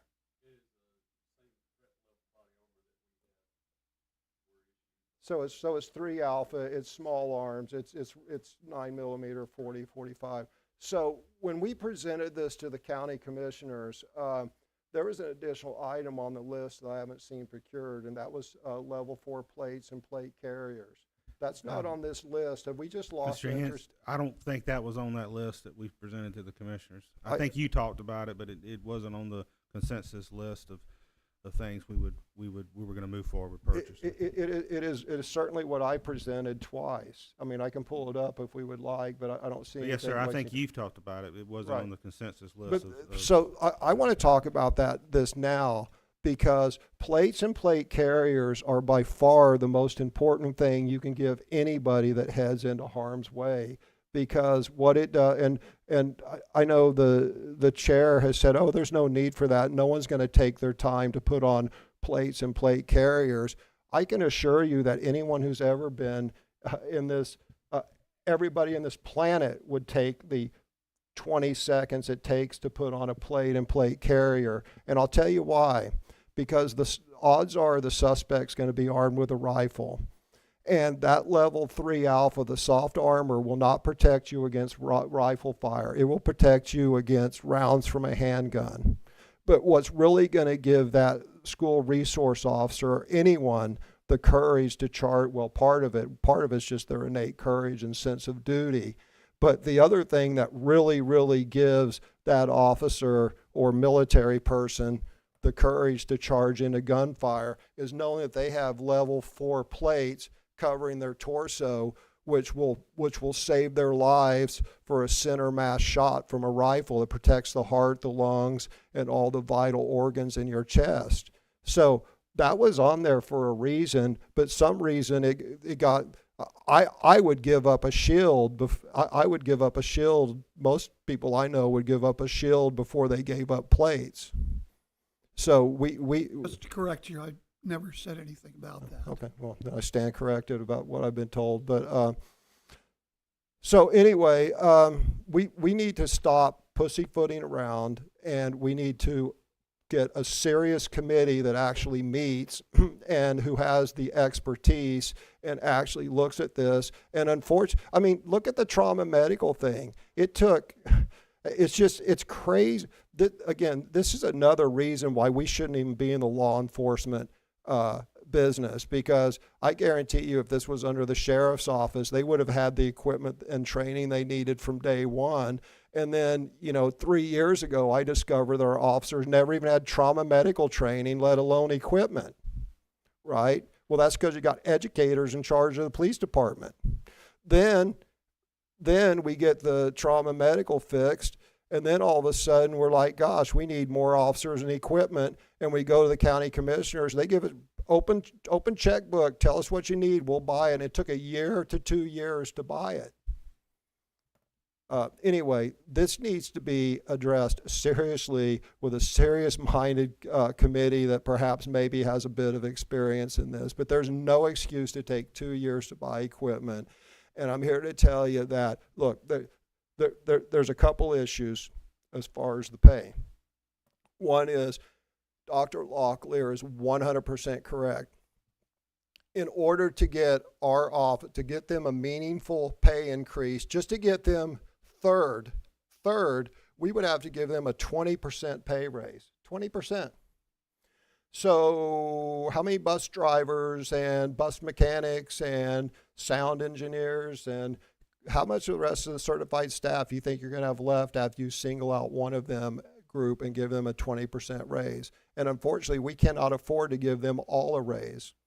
We need to lobby and we need to criticize the General Assembly until they do what they should have done before. So one, it's not feasible to give the SROs a raise to get them in the top 3 because everyone else will quit. And two, so how do you do it? Well, you pay for proficiency and you pay for highly trained individuals, and you do that by SRT qualifications, trauma medical, high level, like a true combat lifesaver course, and routine and ongoing training with the SRT force that will respond to their particular school. That's it. Thank you. Further members of the board? Yes, sir. Yeah. I'd like to address that disparity between the SRO and the rest of the workforce. I think there are some elements of the notion of hostile fire pay here that the SROs would be a kind of a special category of pay because of the potential for their engagement in hostile fire. Just throwing that on the table for consideration. I think it's an aspect that we ought to take a look at. That's all. Yeah. Mr. Hensley, was there something else? Okay. And if further members of the board? Okay. There are a lot of aspirational things that Mr. Hensley's talked about here, and they're great things to do, but we've got a practical problem, and the practical problem is I believe we are 11 officers short. Am I right, Dr. Locklear? 10 or 11. Yes, 10 or sir. 11. 2 officers basically went to, I believe it's to the hospital because of higher pay. Am I right? I believe that's correct, and we may have also lost an officer to the private school. No, private school, okay. So that's all based on pay. Now, maybe we shouldn't be the police force. I don't know, but I can't do anything about that. Maybe we should have special standards or whatever. If so, maybe that's something to be done in the future. But there is something that Mr. Benway said, and that is that these are special circumstance people, and we may not be able to solve all the problems, but maybe we can solve a little bit of the problem. And a little bit of the problem would be a 10% raise for these officers. And that's not, it's not going to be a guarantee, but no one has yet shown me another way to get more officers, and I know that they're leaving us, I don't want to say the word in droves, but maybe 3 out of, what's our total number of officers, Dr. Locklear? Is it? We're shooting for, is it 22, Mike, or 23? No, but how many we have now? We have 22 positions. No, but how many do we have now? How many officers? We have 12 officers now. That 12 includes officers. the chief. That's 2 less than we originally began with, and we have 8 that are included on our books that we're searching for. So that's 10 vacancies that we have currently. Okay. And I would rather solve 10% or 20% of the problem rather than no percent of the problem, because the only thing that we would do would be to sit around with no officers. And we're playing Russian roulette here. So I think what I'm going to do is, one way or another, I'll make a proposal, and I'll do it either at the next available business meeting or at the next work session, probably the next business meeting, to raise these officers' pay 10%. And I don't think that that's going to solve the entire problem. But as I see it, the problem is lack of salary. I see officers leaving because of lack of salary. And I see the only way to get more officers is to raise our salary. If we have to raise it again, we may have to raise it again. Okay? And I don't think our other people are going to leave us because of it, but we can also still lobby the legislature and lobby everyone else for more money for our other people as well. But just because we can't give everybody a raise doesn't mean we give nobody a raise. And then when we give nobody a raise, I think we're endangering our students. So as imperfect as of a solution as it is, I think this board needs to consider at the next meeting a 10% raise for these officers. That's just my feeling on the whole subject. Okay. Moving right along. I have more comments. Yeah, sure. But you've already obviously reached the conclusion of what you're going to do without hearing all the board members, since you already announced what you're going to do. So the chair said, and this is a pretty close quote, no one can show us a better way. I just spent 15 minutes articulating a better way. And you know what? The bottom line is the chair doesn't agree with my way. He just wants to throw money at it, which is what he did last year.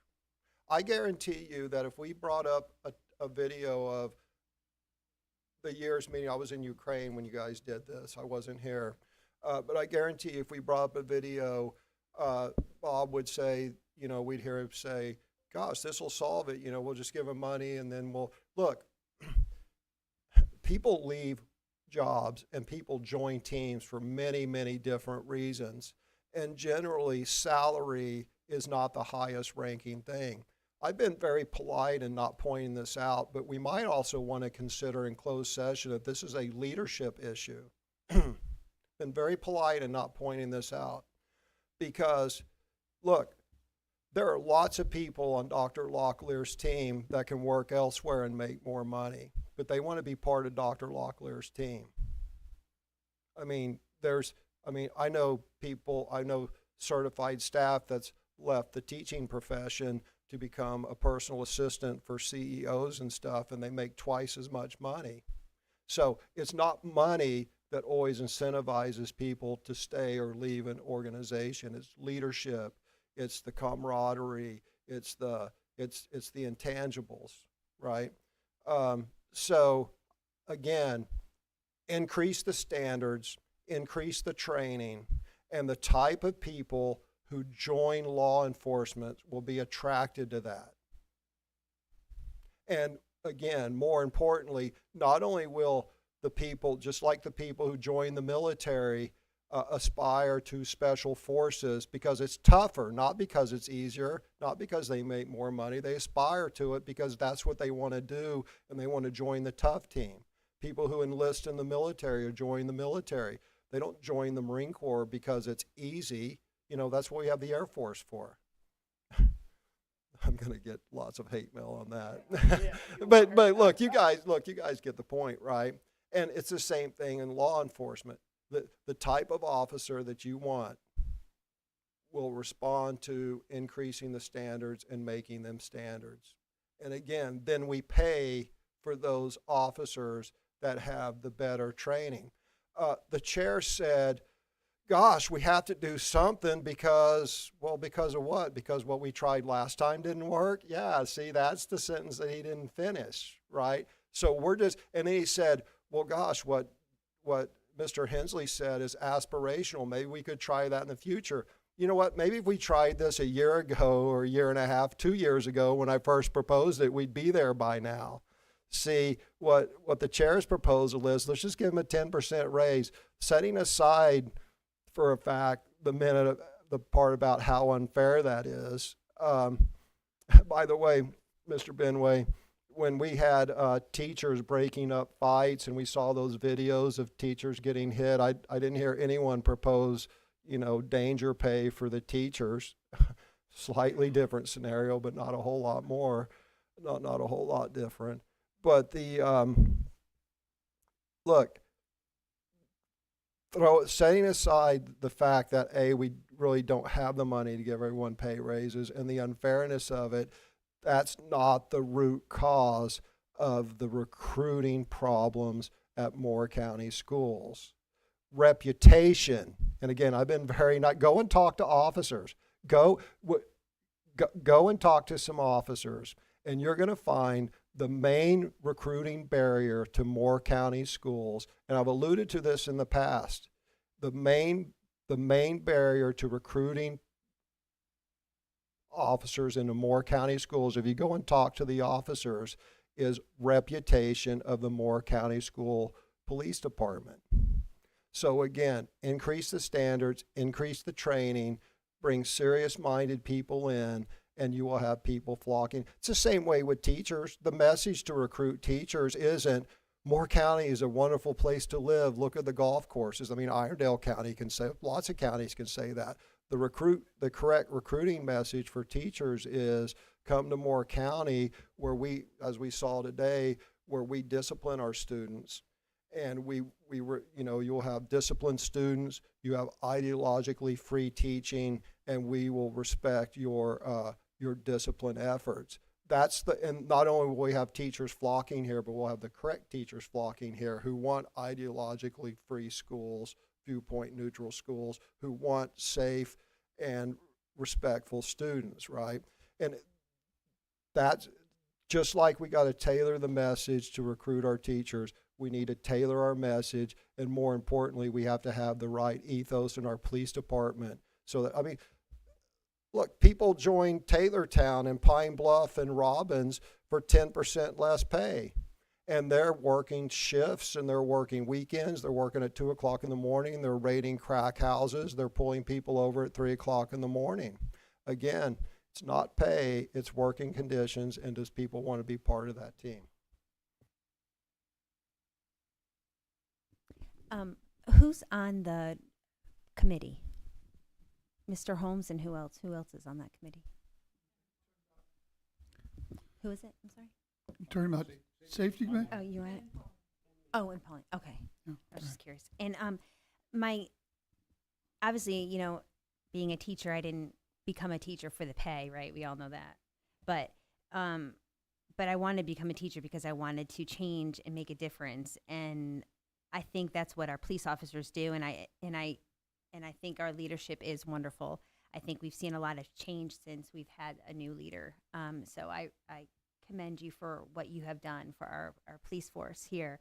And I also think, on the other hand, that money, David has a point. Money does not always bring highly qualified police officers. It brings attention, but it might not bring your highly qualified police officers. There has to be a medium somewhere, a middle of what we can do. I don't see why we need to rush into this.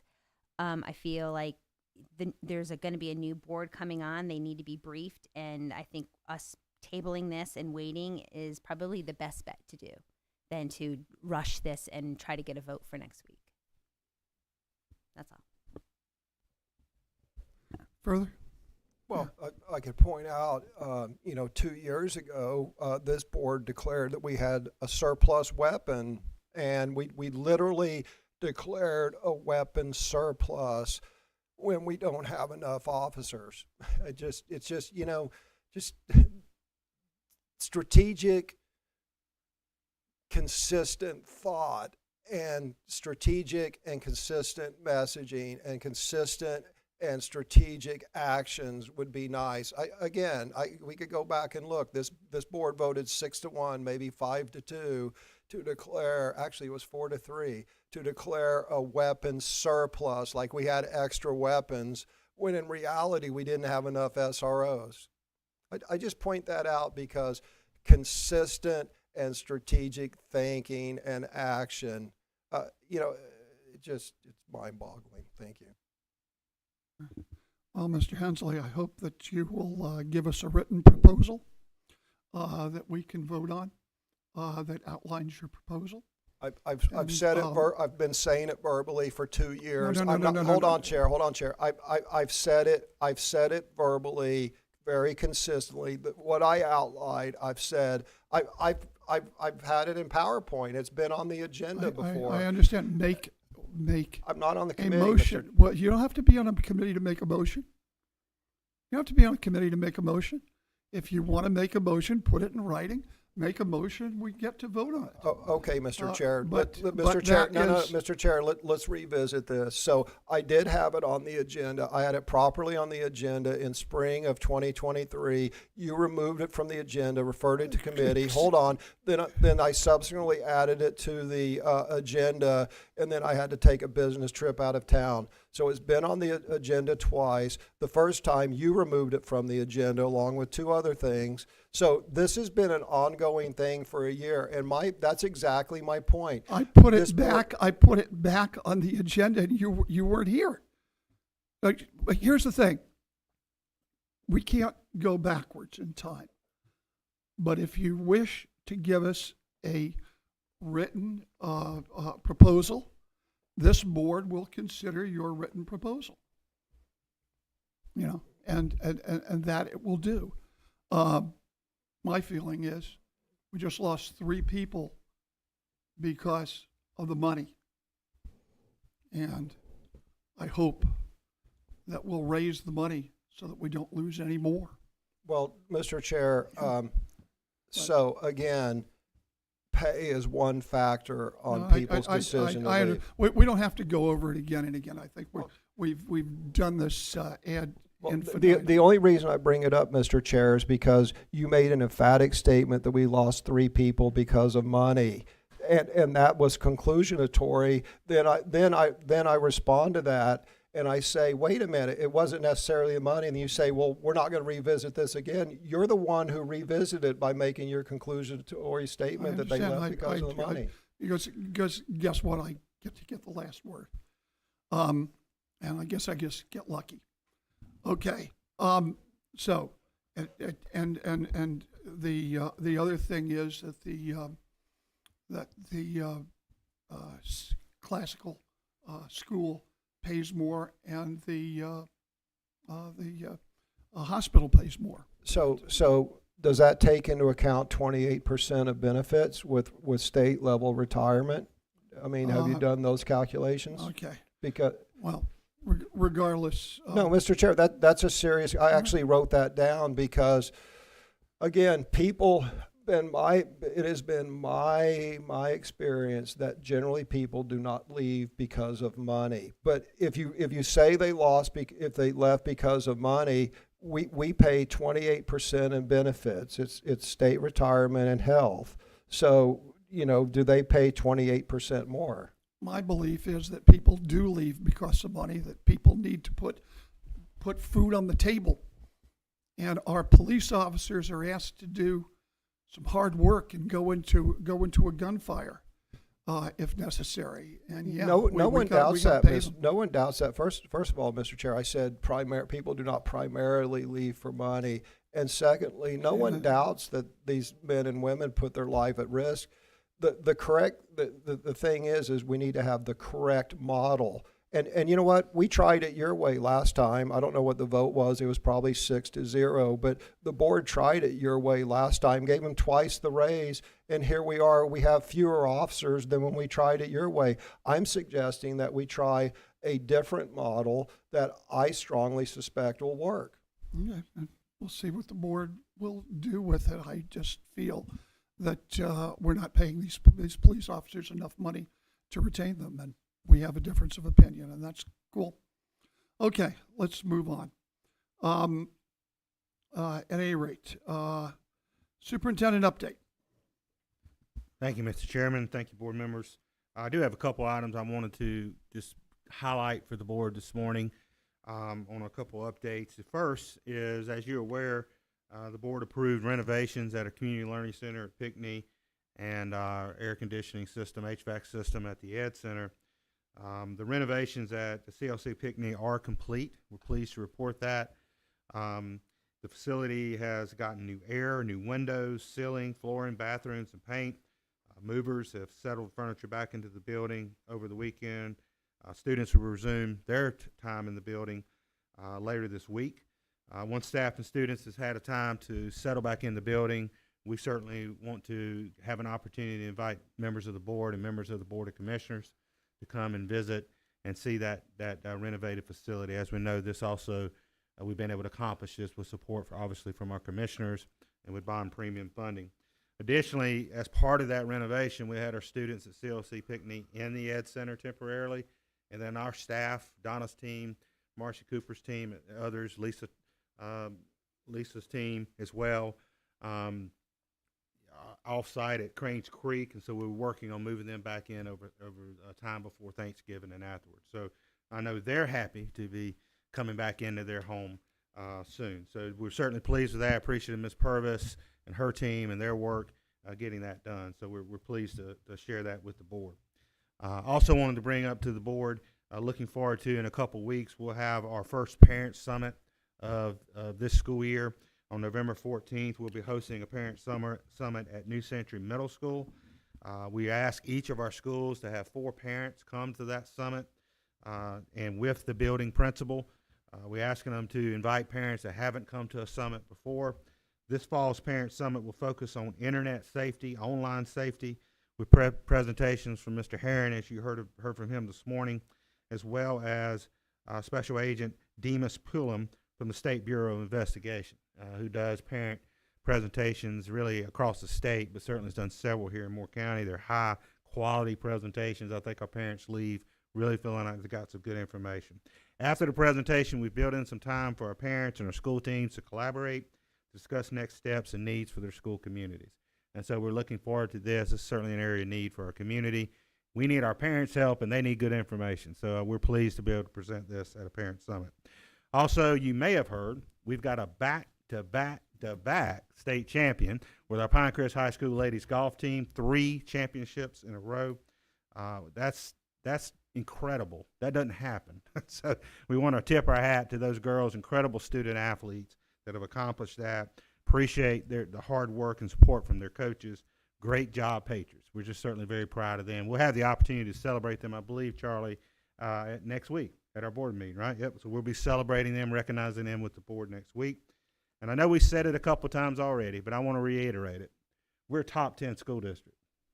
We're top 10 school district out of 115 school districts, both in grade level proficiency from state tests and also from vocational education, career technical education, and workforce credentials and certifications. So I just wanted to celebrate that one more time, point that out to you. I know you know it as a board, but point it out to our public and celebrate it. We're awfully proud of the work that's moving forward here in Moore County Schools. So just wanted to bring a couple of those updates to the board. I will ask Cindy to link these bullet points after the meeting. Thank you. Thank you. Board comments. Mr. Hensley. Yeah, I've got a few. Actually, I didn't have any until Dr. Locklear mentioned the remodeling of the Community Learning Center. We're remodeling our boardroom, apparently. I'm shocked. We've got office people out in trailers. For example, our chief is out in a trailer.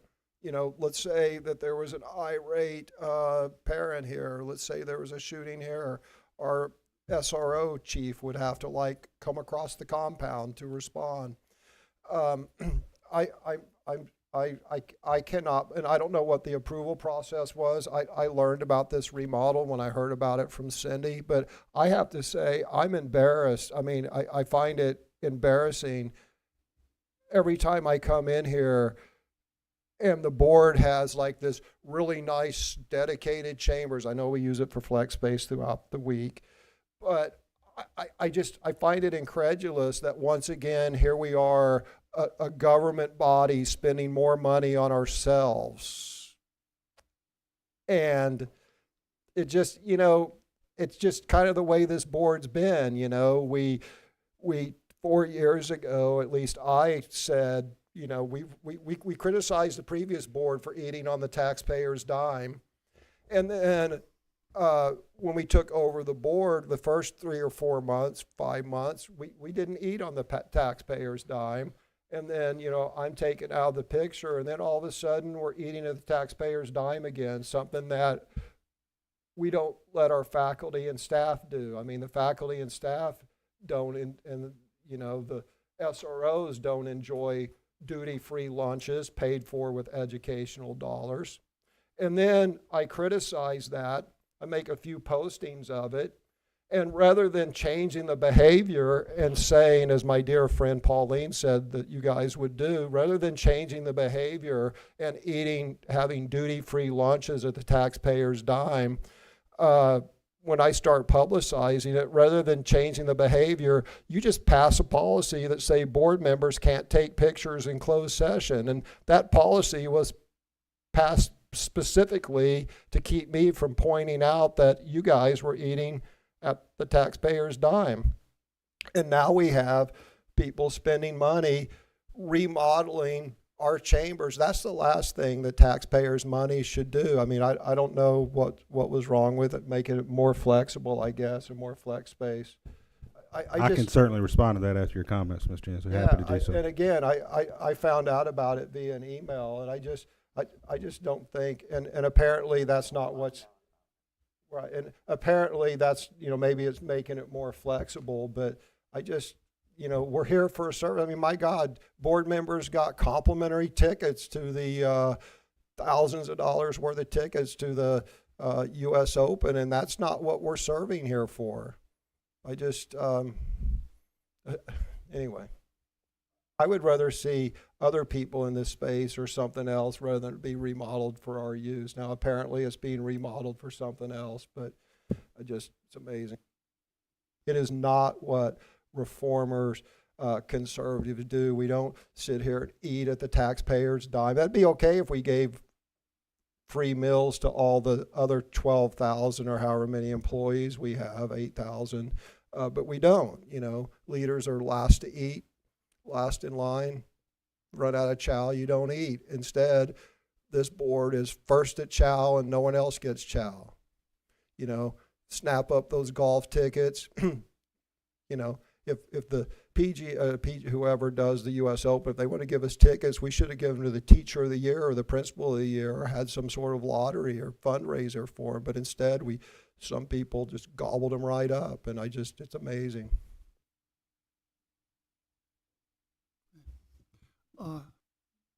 Dr. Locklear, did you want to say something? I can offer clarification on renovation of the board meeting room, like our board conference room.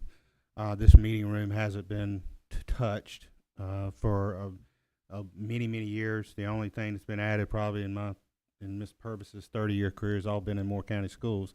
It's a carpet for a couple times. But this is not just a space for the board to meet. This is a space that's used, I would say, almost on a daily basis for professional development of our staff, for meetings with various teams and staff members. And so we are investing approximately about $30,000 to renovate this room, and the expectation is that will take us hopefully another 30 years, which is about what this has been, this wallpaper and carpet, et cetera. So it is a renovation that I approve. Thank you. Okay. Ms. Bruno.